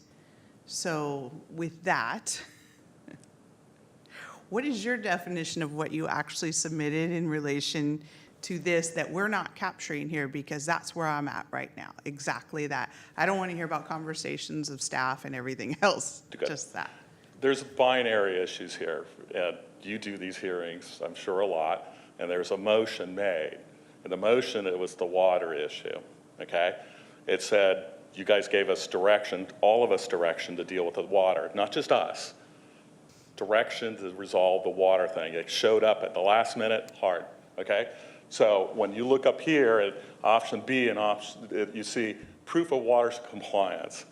Our role is not to prove compliance. I learned that over the year. I thought at the time. So we already submitted a will serve letter. That's our legal requirement. So what staff is saying here is required is wrong, in my opinion. Missing cross-section of the valley floor. I submitted it, but I submitted it for you because you asked for it and it was in the transcript. It's also irrelevant. Respectfully, I have the right to say it's irrelevant. The information was there. You can't see it from the floor, but we did it. Building, massing, and form, I don't think it was clear to you all what the codes are. I understand and sympathize with the neighbors, but it wasn't clear to them that our code isn't set up that because you would like it to be a little lower or a little higher or a little smaller, that that's what we do. I mean, I respect it, but that's not what we do. So again, I think this form is misleading. Yes, I'm criticizing staff. We're allowed to do that. You can vote against us for it. I respect you for that. But it's not applicable. They wrote it, didn't ask me. So staff and applicant coordinate with 30 days after September. There was no requirement for me to do that, but I did meet with EH. Didn't meet with staff because we have come to a fundamental disagreement of what's required or not required. I'm hoping that you see that we really did comply with the objective standards. Otherwise, it becomes a free-for-all, respectfully. Vice Chair O'Donoghue. This is a question for the appellant and maybe their attorney as well. One of the folks in public comment brought up that you cannot drill a well on your own property. Can you elaborate on that, or can your attorney elaborate on that? I would defer to the attorney. Well, that's not a question that's been raised previously by anybody. The statement that I believe was made by the speaker was that the waters don't have any riparian rights to the underground water that would be accessed by a well, and therefore they can't legally access it. Nobody has mentioned that as a fact to date, and so I have not had an opportunity either to explore it factually or legally. So I'm not equipped at the moment to provide any kind of reliable answer to that question. Is that recorded anywhere on their deed? Not that I'm aware of. Not in my experience would that be the case. He's talking about riparian rights. And riparian is that there's a seasonal drainage along part of it. It's a relatively large site. Whether or not they'd be successful drilling a well there is beyond my expertise. Have you or the owners looked into drilling any wells? We, at this point, believe that this issue is an issue that is a county-wide issue, and it's an enforcement action. They have a will serve letter. That wasn't my question. Oh, sorry. Have we looked into it? No. No, okay. Are you concerned that you might not find water on the property if you were to drill a well? At this moment, I'm not concerned that it'll be eventually determined that water, this project will have water service. There's 14 legal, this was a subdivision. There's 14 connections. You could debate whether the ADUs or not are considered. I'm not here for that. We would eliminate that. But we're not concerned that we will at not some point obtain water, but we're far from that point. I mean, that would become a real problem for the whole county or in the state to be able to go, you have a will serve letter and you can't have water. That's a problem. It might be that it plays out that way, but we don't believe this is the venue for it. And same question for staff, maybe environmental health. Can you repeat the question, please? Yeah, sorry. One of the public commenters brought up that the waters cannot drill their own well. Does staff have any information on that? I'm unaware of any restrictions to access of that underground water on their property. Thank you. And pardon the interruption, I do see Mr. Flynn has raised his hand to speak. Mr. Flynn? Yes, thank you. And Commissioner, I'd like to respond, if I can, with a little more elaboration to the question about water service. And putting aside the whole question of whether there's a right to drill a well or whether there's any water available if a well is drilled, what I proposed earlier, I think, is the easiest solution for you, the Planning Commission, and the county to deal with this whole quagmire about whether the property can be served by a small system or must be served by a public water system. And that is, as your own staff said, you can't make it a required finding. If you can't make it a required finding, it can't be a condition of approval. And the waters don't have any control over that anyway. So the way to deal with it is to eliminate that condition of approval from the approval, approve the project, but give separate direction, if you wish, to the Department of Environmental Health to bring their own enforcement action against Peacock Water Mutual if DEH really believes that a public water system is necessary. But it doesn't have to have anything to do with the approval of the waters project, and certainly should not be, in fairness to them, since they have no control over it, made a condition of approval. I think the cleanest way to go is to approve the project without that condition, and as I said, give that separate direction to environmental health.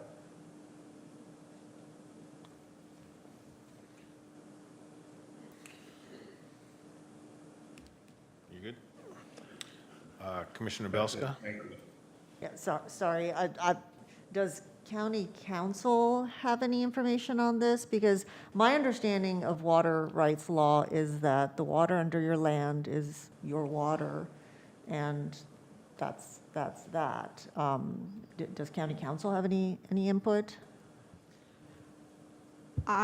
First of all, I'm here to advise you, and I haven't worked on this project, so I'm not familiar with the property. I don't know if Elizabeth Bianco will have anything to add. I'm not aware personally of a legal prohibition for them to seek to drill a well on their own property. I think, as was pointed out in the various materials, there are setback requirements for wells, et cetera. And so I believe one of the reasons that normally water is considered when considering the design of a house is that you don't want to put your house in the place where you then later figure out you need to design your well. And so all of these procedures are designed to ensure that people are not getting approvals for projects that later they discover they don't have water for. And then they say, well, county, you approved my project and I don't have water and I've spent all this money. But I'm not aware of a reason they couldn't seek to drill a well on their own property to serve their home.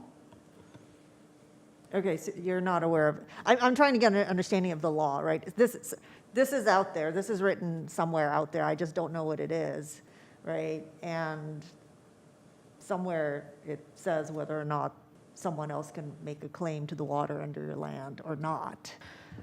So I'm just wondering if we have that information. So, yeah, water law can be very complex, and there are rules about managing groundwater basin-wide in a sustainable way so that one entity, if everyone says, I'm drilling a well and I'm taking out all the water in a way that is not sustainable for the underground aquifer, there are rules that prevent that.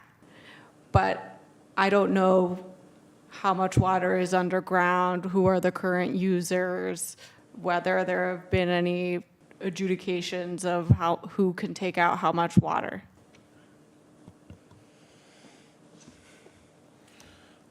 If I could just comment on Commissioner Escobar's questioning. I do remember that we had a motion specifically on the water, and we did not detail out all of these other issues.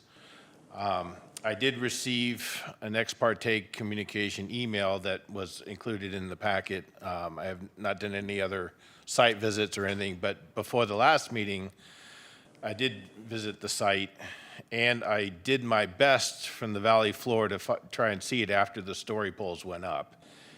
And in this case, I completely 100% agree with the applicant. You could not tell if they did a 20-foot setback, a 10-foot setback, 100-foot. There's just really no visibility, and it's so far away, such a pinpoint thing. It's one thing if you're on the edge of a hill and you have a road going by that you're just looking up at this thing. But it was, you couldn't see the story pole stuff. So a lot of that came up in the meeting, and so they were getting mixed messages. They're getting, oh, this is important that we follow, and then there's people like me that are going, I just don't see it. And so to kind of go through and you know, I can understand not redesigning the whole building after people like me made comments going, it's not going to matter. So I just wanted to address that on that.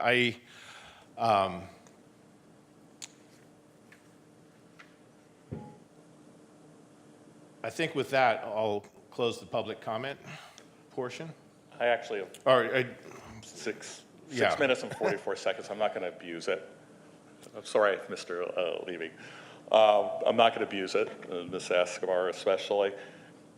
The thing I'm trying to stress here, and I think the people that came to speak here, and a good portion of the state has been saying, is that subjective rules are a real problem in getting things built. It's been one of the huge delays to getting things built, and we are an example of it. We've got subjective rules. We've done all the objective ones, and we may disagree about size or how tall a wall is and so on, and I completely understand. But it was mixed message, and it wasn't the motion for me to redesign the house.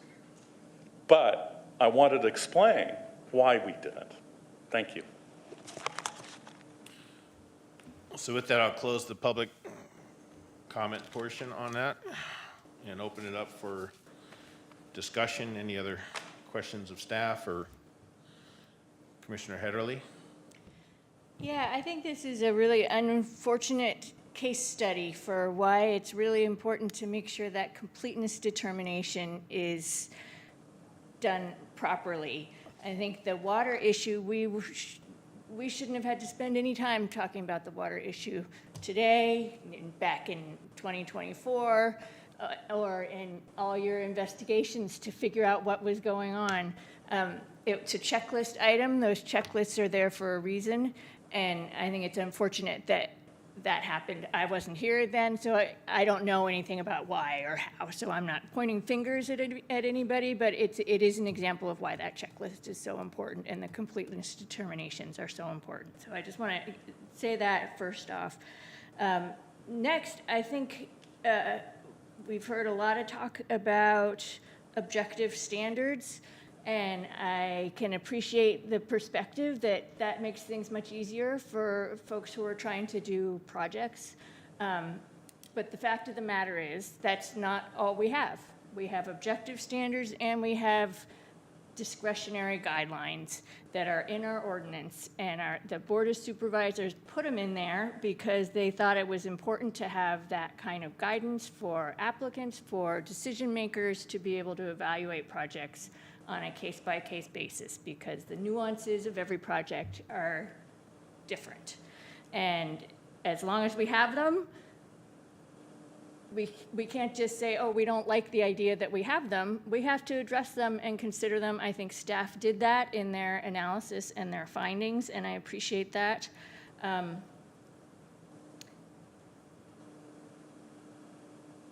Yeah, I think they're a very important piece of the puzzle to make sure we're balancing all of the interests in the county, both people who want to build, the people who live in the neighborhood and are concerned about what's going on. One of the things that has been frustrating to me in listening to this conversation tonight is that this sort of clinging to this objective standards and this shouldn't apply to us, or that shouldn't apply to us, or we shouldn't have to do this because it's too vague. And then an hour, the reason we're back here 15 months later is because we were trying to figure out how to counter the momentum towards requiring water, yet there's all this conversation about staff and bureaucracy and how the county is making it impossible to do anything. I think there's a lot of aspersions being cast around about the timeline. As I say, I wasn't here for any of the previous hearings. I absolutely feel your frustration that it's been 4 darn years that you've been working on this project. But I think that doesn't change the fact that we have our design guidelines, we have our standards, we have a completeness checklist, and those are all put in place to protect everybody. So I would be happy to make a motion, but I'm also happy to wait if other folks have comments. Okay, Commissioner Levy, I think you were next. All right, great, thank you very much. This is sort of a question for staff because we have different perspectives on what the applicant should have done in this interim period. In the way I would read a continuation is that everything that was, we continue the whole project, we're continuing all the previous comments as well. It's not just, we highlighted water because that was an issue that sort of said, kibosh, we're done, there's no water, we can't go any further. That was a mistake at that point in time because of the way it wasn't theoretically supposed to be a consideration. But I don't think we took everything else off the table as part of that. And that's the way I look at it. So during that continuation of the 14 months, there should have been that good faith effort where the discussions went back and forth, whether it was on the staff side, whoever had to instigate these discussions, that they did continue to go forward.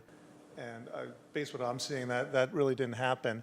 So I don't think, as the architect was saying, we only heard about the water. I don't think that's the case. I think the case is, well, we continued the whole thing, the entire project. And so the other considerations were still on the table as well. And I don't know if that's staff's perspective as well.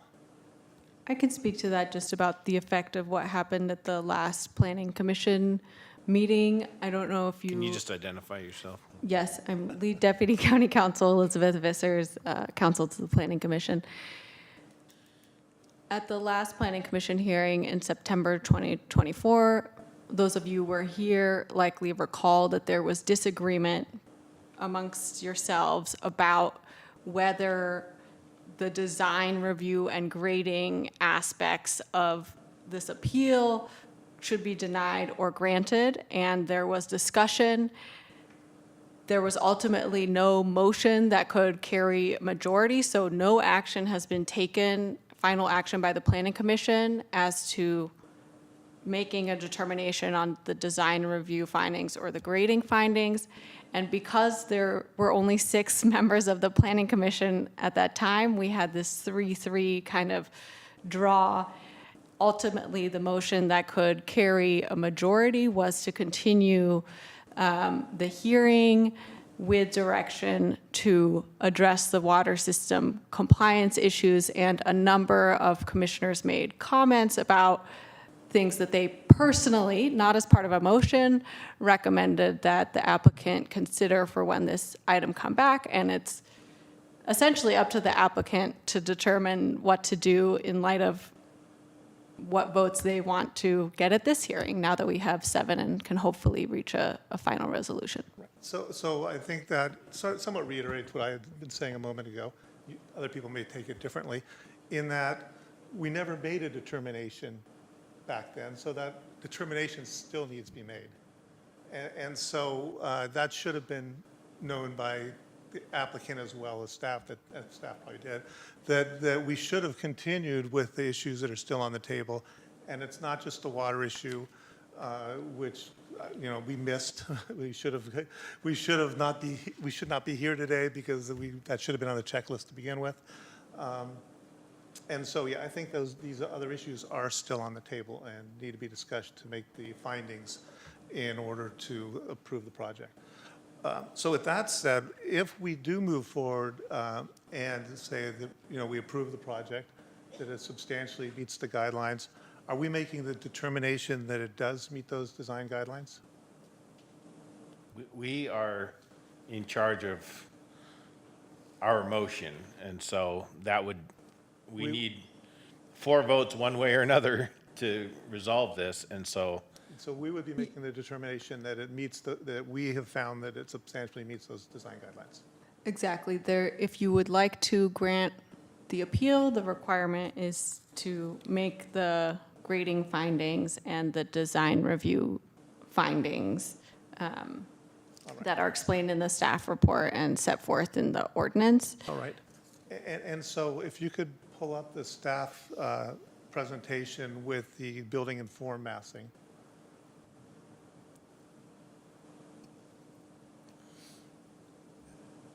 This is the one that I have a challenge, that's challenging to me, is that if you see what we're supposed to be looking at, this one's on the left-hand side, what is supposed to be allowed and what's not allowed, and you look at the building on the right-hand side, it very much looks like the one that's not allowed.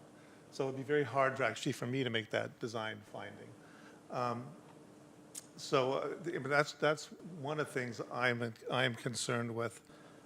So a second item is is our issues about the water. And I think that this is completely off the table, but are we allowed, if the majority does find that it meets the design guidelines, does staff have any problem with us conditioning it that the water is required in order to get the building permit issued? Because there was some discussion that can't be required. Their attorney said, no, you can't do that. Would staff like to respond? Elizabeth Pianca, Assistant County Counsel. I'm supporting the department on this project. I think we're all clear that there is no requirement for purposes of what's before the Planning Commission today on the grading findings and the design review findings on this question of water. And I understand your question is whether we can, if there were to be an approval, whether there could be a condition of approval relating to water system or water viability compliance prior to building permit issuance. Department staff and environmental health staff added the condition to the alternative set of conditions if there were to be an approval as as consistent with the requirements when a applicant applies for a building permit. So we are not in a position to issue a building permit without a demonstration that there is water system compliance.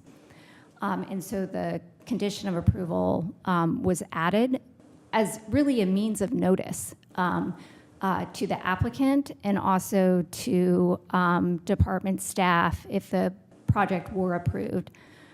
I would, if I could, just address the water issue, because this has been, I think, a topic that is both confusing, and I think I can speak on behalf of the department that the state regulations are convoluted and complicated.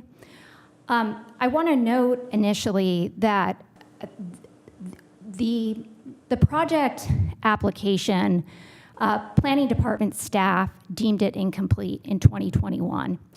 And one of the incomplete items that was noted was clarify the source of potable water serving the proposed dwelling. The Planning Commission considered an incomplete appeal in 2021 and determined that the application was complete. But not all information had been submitted. And one of the outstanding items that had not been submitted and was not submitted until September 18th of 2024 was the will serve letter from the Mutual Water Company, which demonstrates, is basically a demonstration of a source of potable water that would serve the department.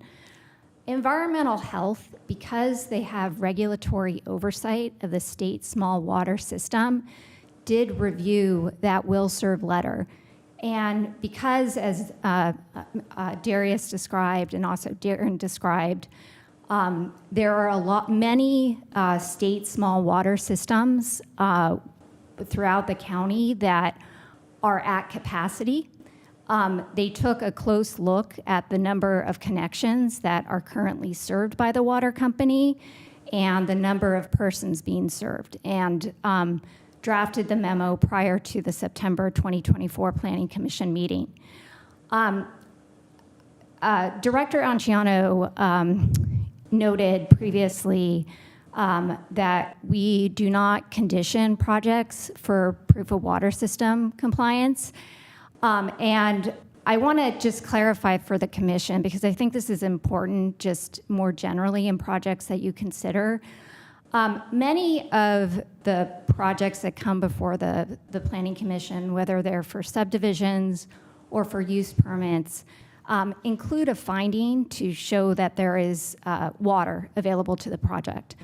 And for this project, as we noted, there is no such finding, because all that is before the commission is design review and grading. But for those other projects that come before the commission, it is correct that it isn't conditioned based on water system compliance, because it's a finding that you have to find that there is actually water. And I want to just make that point of clarification on the record. And I also just want to underscore the work that environmental health has undertaken. You know, they do have regulatory oversight for the state small water systems. Their work is really intended to protect the community and to protect the neighbors and to ensure that water that is provided to residential developments is provided in a safe way, and that the system can support the development. And that is the role that they were playing here when they were reviewing the will serve letter. So I apologize for this extended explanation, but I just wanted to note that for purposes of the record. Thank you. Great, thank you very much. And just two quick comments. One on the massing and the form.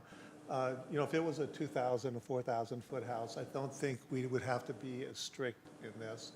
But this is, you know, 15,000 feet worth of house, or 10,000 foot house and 5,000 foot ADU. And so I think that it requires due diligence on this because it is such a large project. It's, you know, 7 times the size of my house and the size of a 10-unit apartment building. So I think it's appropriate that you apply the design guidelines. The second thing on the water rights, my guess is that the water company has the senior water rights to that property, and that it's very likely that they can't drill because they don't have the water rights to it. The water company does. So that's just a guess. Anyway. Commissioner Belska. Yes. So I have a lot of sympathy for the Waters family. I know this has been a really frustrating project, but at the same time, I believe that if this was really just about building a house on this lot, they'd be moving in and spending Christmas in their new house. This has been about building this exact house regardless of what the planning department has suggested for years and years and years. And I find that very frustrating, right? I think whether or not the applicant believes the requirements were reasonable or not, it's up to debate whether they are. That's what the planning department was asking. None of it was really insurmountable. This house could have been built. This house could have been built. A house could have been built on that property years ago. And the fact that we've been coming back and coming back and coming back, and every time we hear the same thing of, well, we shouldn't be required to do this. Do you want a house or do you not want a house, right? If you really want a house, you just do it. And, you know, is it fair, is it not fair? I'm not going to judge that, but I feel like there's been other issues in here. I feel like there's been a lot of egos involved. I think mistakes were made by both sides. I think the last September, you know, we were clearly told we could not approve the project because of the water issue. That was clearly incorrect. So, you know, this would have taken a very different turn of events 15 months ago if that error hadn't been done. But that said, I'm also very frustrated that basically nothing happened for 15 months. I feel like, you know, if this was really more initiative could have been made to do something, to submit something, to negotiate, to request another hearing, right? Something could have happened in the last 15 months, and it didn't. And I find that exhausting and frustrating. That's it. Thank you.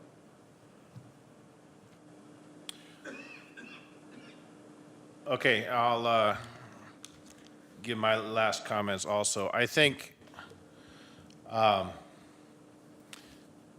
there is the possibility. We each have our own opinions, but I think we could, rather than just thumbs up or thumbs down, we could also provide some guidance, some clear guidance to say, this we think would satisfy the findings and give them enough detail. We can't, as a committee, design the house, but we could provide some guidance so that they could almost take that as marching orders and try and design something that would satisfy. Now, so I just want to throw that out there. I too think both sides did make mistakes. I think the story polls was arm twisting, but I think it helped prove that you can't see this from the valley. So I'm glad that they finally did that. For me, I would fall on the side of the massing. Possibly one neighbor would even see that, but certainly not the valley. And so I think for me, I would find the findings today that this thing is satisfied, but we've come this far, and we kind of sort of just said, you guys go work it out. And I even made the comment, you're both pretty.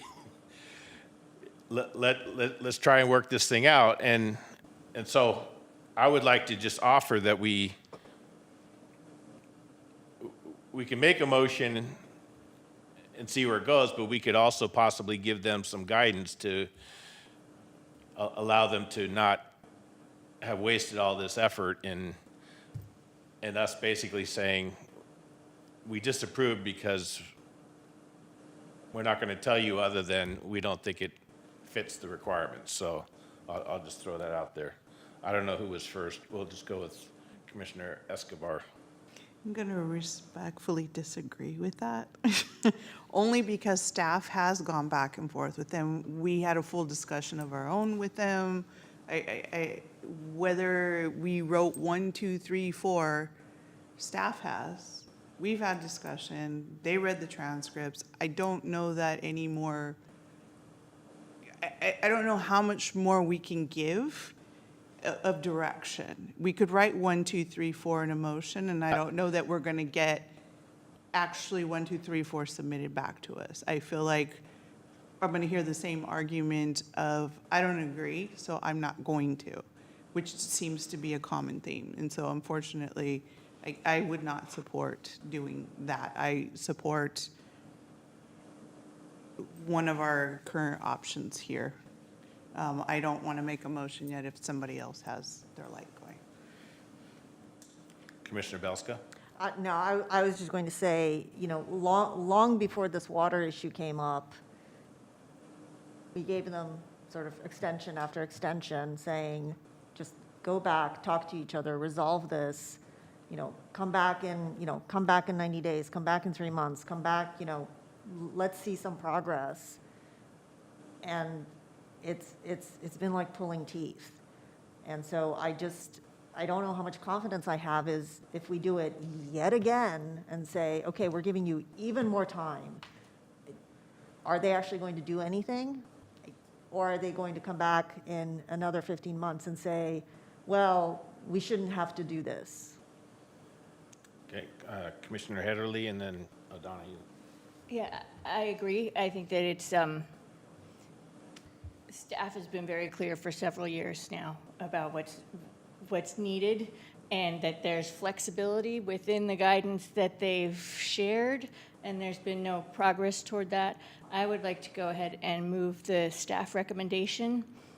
And I think that, and maybe staff can confirm,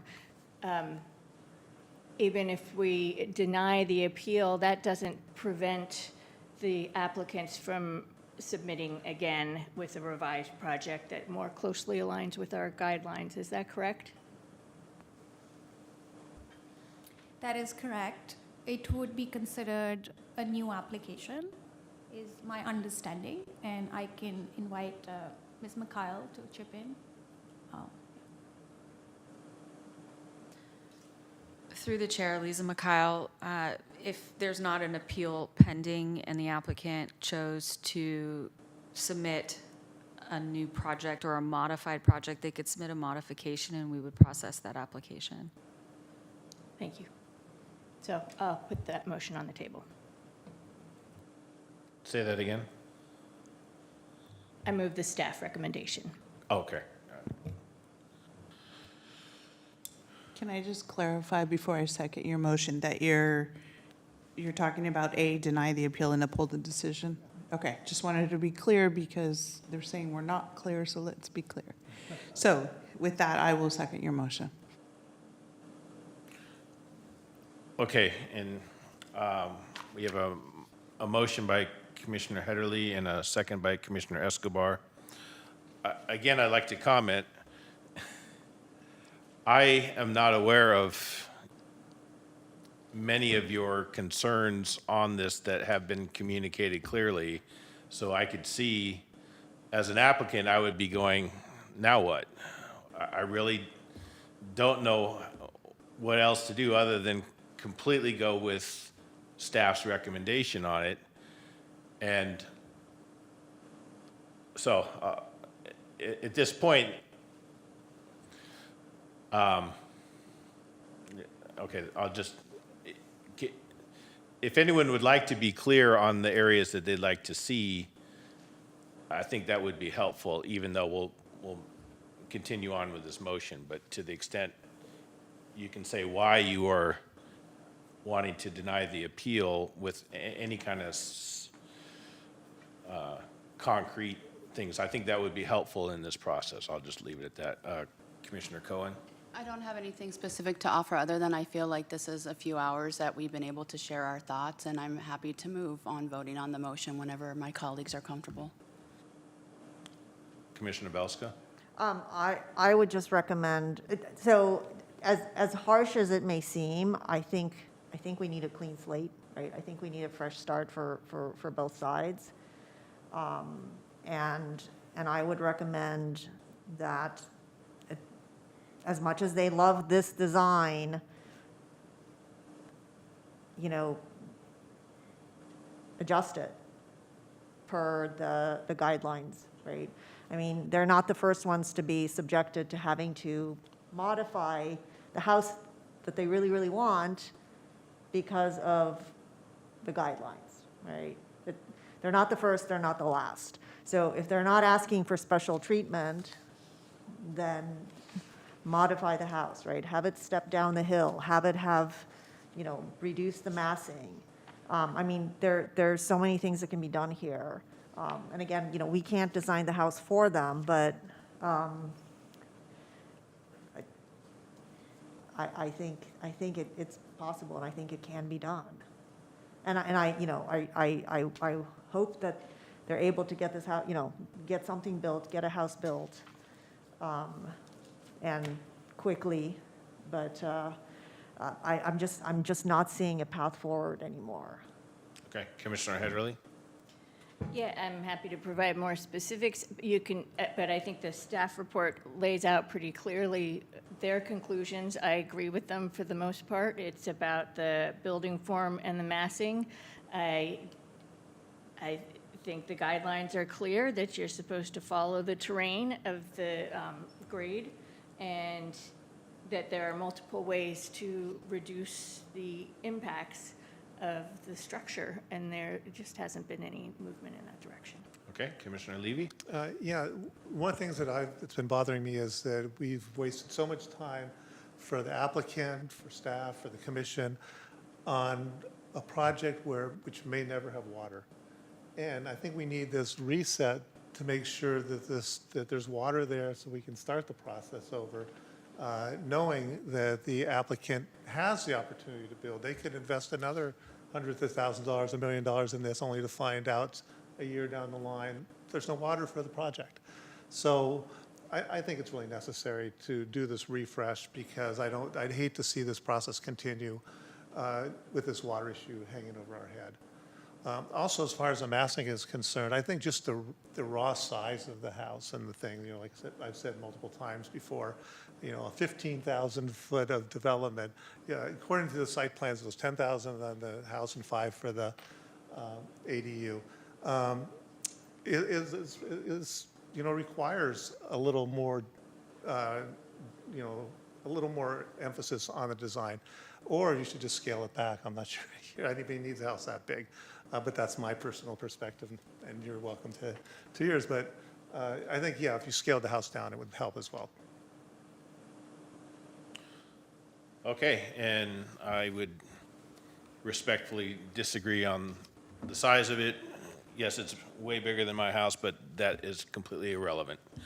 If they can afford it and they like it and that's their dream home, God bless them. So we have a motion to deny the appeal and uphold the decision of the zoning administrator to deny the concurrent land use application for design review and grading approval.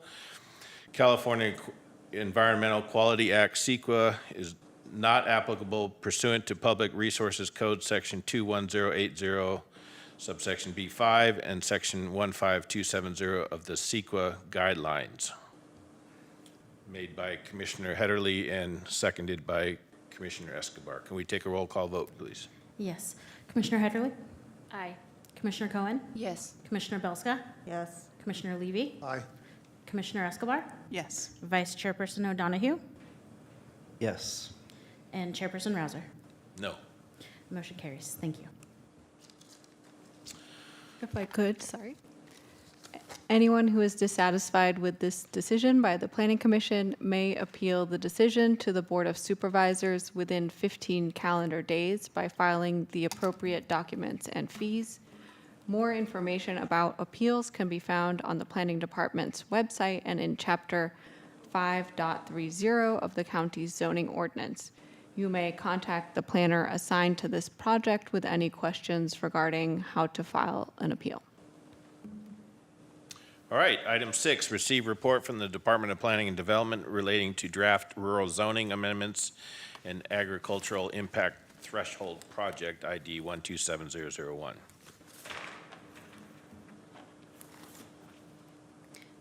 Through the chair, Lisa McCall, we're just gonna, I'll speak slowly while staff transitions. This item is a report back and was actually requested through the chair that we respectfully come back to the commission. You will recall back in August of this year, the staff presented to the commission and we received public comment on a draft EIR for the rural zoning updates. And since then, we've had a number of outreach meetings as well. And so I have with me here, with us here, Senior Planner Aaron Yata, Principal Planner Joanna Wilk, and also Elizabeth Pianca staying? She's staying, okay. Elizabeth Pianca, Assistant County Counsel as well, to provide a brief update of what's occurred since the August meeting. So I'll go ahead and hand it over to Ms. Yata.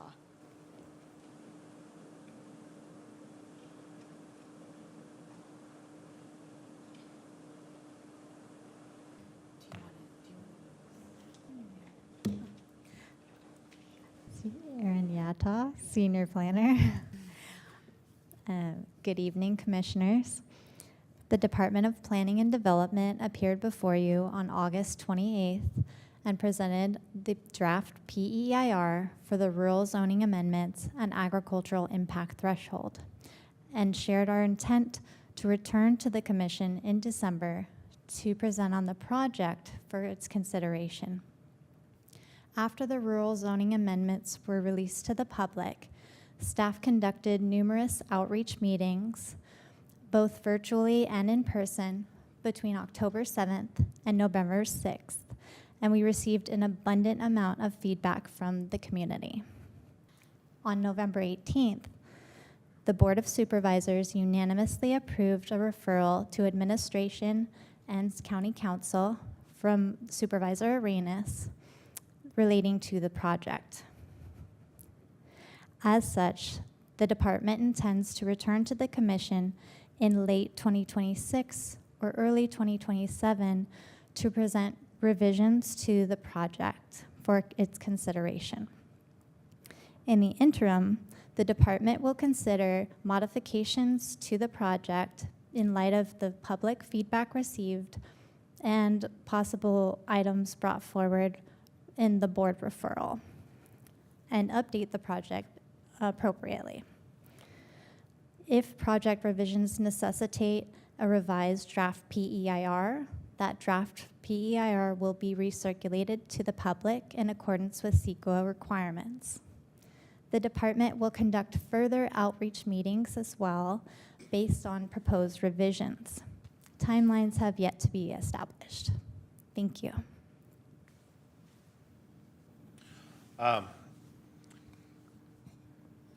Are there going to be meetings before the draft or before the next round of zoning amendments are proposed, or will there be proposed ones based on the feedback you've gotten and then another round of meetings? We would be incorporating revisions into a draft and then going back to the public with the revised version for additional feedback. Because I thought the supervisors asked for kind of some stakeholders to be involved in the process. Through the chair, just a point of clarification. We are going to do a little bit more outreach early on and incorporate some feedback from the public and make sure that we're that they're participating in this process while we're also amending the ordinance to address the concerns we've heard thus far and moving forward. Once there is a revised draft, we will also be presenting that again to the public and doing more outreach based on that amended ordinance. But there will be even more robust outreach happening multiple times. Okay. And does that conclude your prepared remarks then? Yes. Oh, okay. I don't know who went first. Commissioner Belska, and then. I know you said that a timeline hasn't been established yet, but are we talking weeks, months, years, ballpark, order of magnitude? Through the chair, we are intending to, again, report to Hewlett based on the referral items in spring of 2026. Consider the items that are brought forward as a result of our response. Also incorporating the feedback that Deputy Director Lisa McKyle just referenced, and then incorporating the outreach, coming back to the Planning Commission again in late 2026 or early 2027. That's our intention. Okay, thank you. Welcome. Commissioner Cohen. Thank you so much. Just thank you to the staff and to all of the stakeholders that I think showed up in a lot of different meetings. And I know I learned a lot from the different kind of policy buckets that were being discussed. I was just curious if the outreach for the different phases that you just laid out will include all of the people that communicated with us. Just like how robust is the net that you're tossing out, and including, I know that Supervisor Arenas did great work to bring in D1 residents, but just holistically, how do you view the process? Ultimately, we'd like to incorporate, as Deputy Director referenced earlier, some charrettes, some type of like participation kind of engagement early on. And then later, we are looking to probably approach some workshops based on some topics, I would say, that were very, came up often and as an issue of concern among the various groups that were represented in the rural community. Okay, I would like to say I totally appreciate the department's not only the amount of notice that was given, you know, it wasn't just via public, but a lot of directly to the parcel owners and different things, and then having the topic focuses on the different meetings. I think that helped the public to really focus on one thing and not hear the same old 100 arrows being thrown at you at each meeting. So I just really want to appreciate, because that was one of my first concerns at the PEIR, that, hey, this is big and huge. Are we getting that out there in the county? I'm sure you didn't do it because I said that, but ultimately I think you really did a great job in that, and I know that's a lot of late nights for you guys and a lot of work, and you got a lot on your plate, but I just wanted to say thank you for that. I also want to kind of circle back to the ag plan. I think the ag plan, you guys use stakeholders, you nailed it. So I'd just like to encourage you, use some of those stakeholders that were part of the ag plan and just kind of do that again. I mean, now you're getting a few horse people and other things that, you know, may not have been a part of that, but ultimately, I just want to give you kudos for the ag plan and just say, build off of that as much as you can, because that was done very well, and I think the end product, from what I can tell, was very well. So I'll just throw that out there. So where are we? Receive the report from chairperson. That would be me. Oh, and through the chair, just to confirm that we did not have public comment for item 6. Oh, do we have any public comment? We do not. Thank you. Where are my people? Where are my people now? I would just like to say a big thank you to Commissioner Escobar, and I don't want to make a big deal about it, but this is her last meeting because she is moving on, but I've really enjoyed working with you on the commission, learned a lot from you, and I wish you total success with that little village of San Jose. And so I just want to say thank you. I didn't hear enough in advance. I'll get you flowers later, but thank you for your service and your wisdom and everything. So I just want to, that's my report, sad report, but receive reports from commissioners. Commissioner O'Donoghue, or Vice Chair O'Donoghue. Yeah, I just want to build upon your comment, Mark. It's been a pleasure serving with you, Commissioner Escobar. I think you're one of the first commissioners I contacted about almost 5 years ago when I came on the commission, and I feel like you've been kind of a mentor for me, and I've really enjoyed your friendship and serving with you. And I think the commission is going to lose a lot of valuable experience and insight. And so for that and not seeing you monthly, I'll be very sad about that. Commissioner Levy. Yeah, I just want to echo this, Amy. It's been great working with you. You know, I love your insightfulness on some of these things. And you did a great job when you were chair as well, I must say. You were an excellent chair. So it's really been a pleasure. You have to be careful what you wish for, because I was on the San Jose Planning Commission, and it's about 10 times the amount of work as this commission. It's really significant, the amount of time and effort you have to invest in it, site visits, all the documents, EIRs and EIRs. And so, yeah, good luck.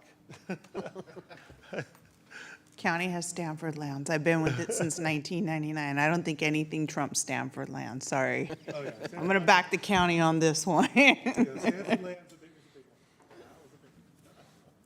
Okay, we'd like to go to number 9, receive the report from County Council. I don't have anything to report other than to also say thank you to Commissioner Escobar. And I haven't been here as long as you have, but in the time I have been here, it's been nice working with you. And you really have this ability to kind of cut through everything and get to the heart of That's things. the nice way of saying it, but I'll take it. Thank you, and good luck with San Jose. Receive the report from Planning Commission Secretary.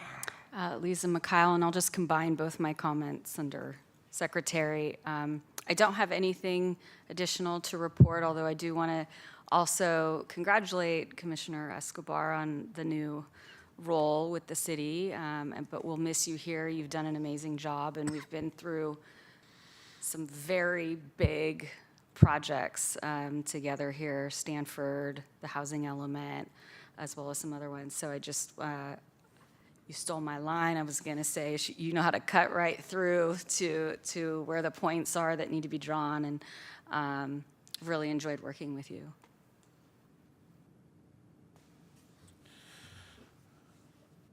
We could get her a little thing that we normally give people when they're leaving and make her come back and accept it at some point. I'd come back for you, Mark, just you, Mark.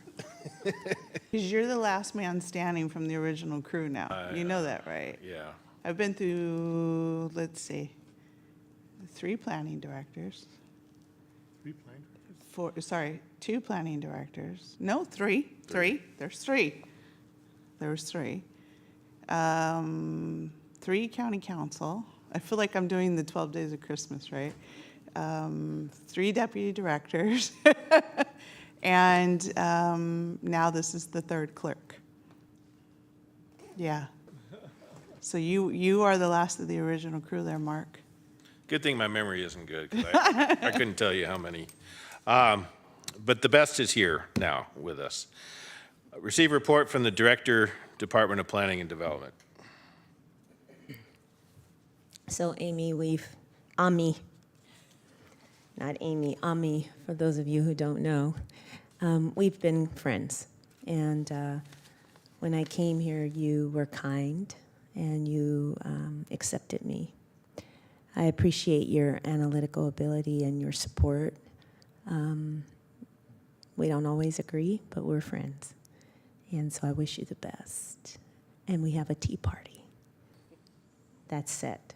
So congratulations to you. And I have a lovely envelope for you that Supervisor Jung left on my desk. So I will happily give this to you, although I opened it because I didn't read it first, and it was for you. So It's I okay. I just flipped it over. Okay. It was on my desk. I flipped it just over. Just don't tell me what it is so I can act surprised. I'm not, but because we're friends, I could tell you that. I just went, oh, what is this? And I opened it, and then I went, oh. It's okay.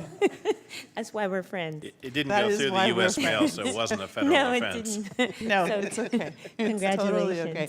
Thank you. Congratulations. I just wanted to say that you were very much a welcome surprise, Ms. Anciano, that as somebody who has a master's in urban and regional planning, there aren't a lot of us, especially women. And so for me, it meant a lot to see you sitting in that seat as a woman with a master's, and same as I. And 100% you challenge everybody with that just by showing up. And that right there speaks volumes. You have considerably changed this department and this county, and you're leaving your own mark. And you are most definitely somebody I cannot replace on the new dice. And even though Manira is there, and she said you're probably mad that I'm leaving you to her. But yeah, many of these faces are just, it's not the same. It's very bittersweet. It was really hard to write the email to say goodbye. I waited as long as I could because I didn't want to, but understanding that progress in life means sometimes we have to let things go to let new things in. So just understand that every single one of you is very irreplaceable. They're lovely over there, but it's not you guys. It's just not home. And so after 10 years, I couldn't believe when I realized it was 10 years, by the way. I've done a lot of things here, and even when I worked as an aide to the county supervisor, Pete McHugh, back then, which dates me, but that's okay. I am taking Stanford Lowndes with me. I am taking that 1999 all the way to present perspective. I'm so sorry. But I know that you guys will champion on Stanford Lowndes as we move forward, because that will never end. And that is the greatest challenge here. But I will say that rural zoning, I'm okay with leaving that one behind, because that's going to be something. But I'm taking on general plan for San Jose. So I think I have my own challenge coming that replaces rural. So, but with that, I want to thank everybody that's been a part of this 10-year journey, that's either here, gone, been watching, because I know there's people that watch that tell me. And I appreciate all the wonderful comments. Y'all are very lovely. You're going to make me cry. So it's not goodbye. You'll see me, and you can always reach out to me. I'm here. So, sorry, Sean. Is that it for your report then? That's it. All right. Muchísimas gracias. Announcements and correspondence. Is there any items that anyone wants to add to the agenda? Not seeing any. There is currently 2 vacancies on the commission. That's sad. For internet access to vacancies and applications, visit www.sccgov.org/vacancies. I'll skip B. We received correspondence ID 127121. And then I'd like to adjourn. The next meeting is scheduled for Thursday, January 22nd at 6 p.m. in the Board of Supervisors chambers right here, 70 West Heading.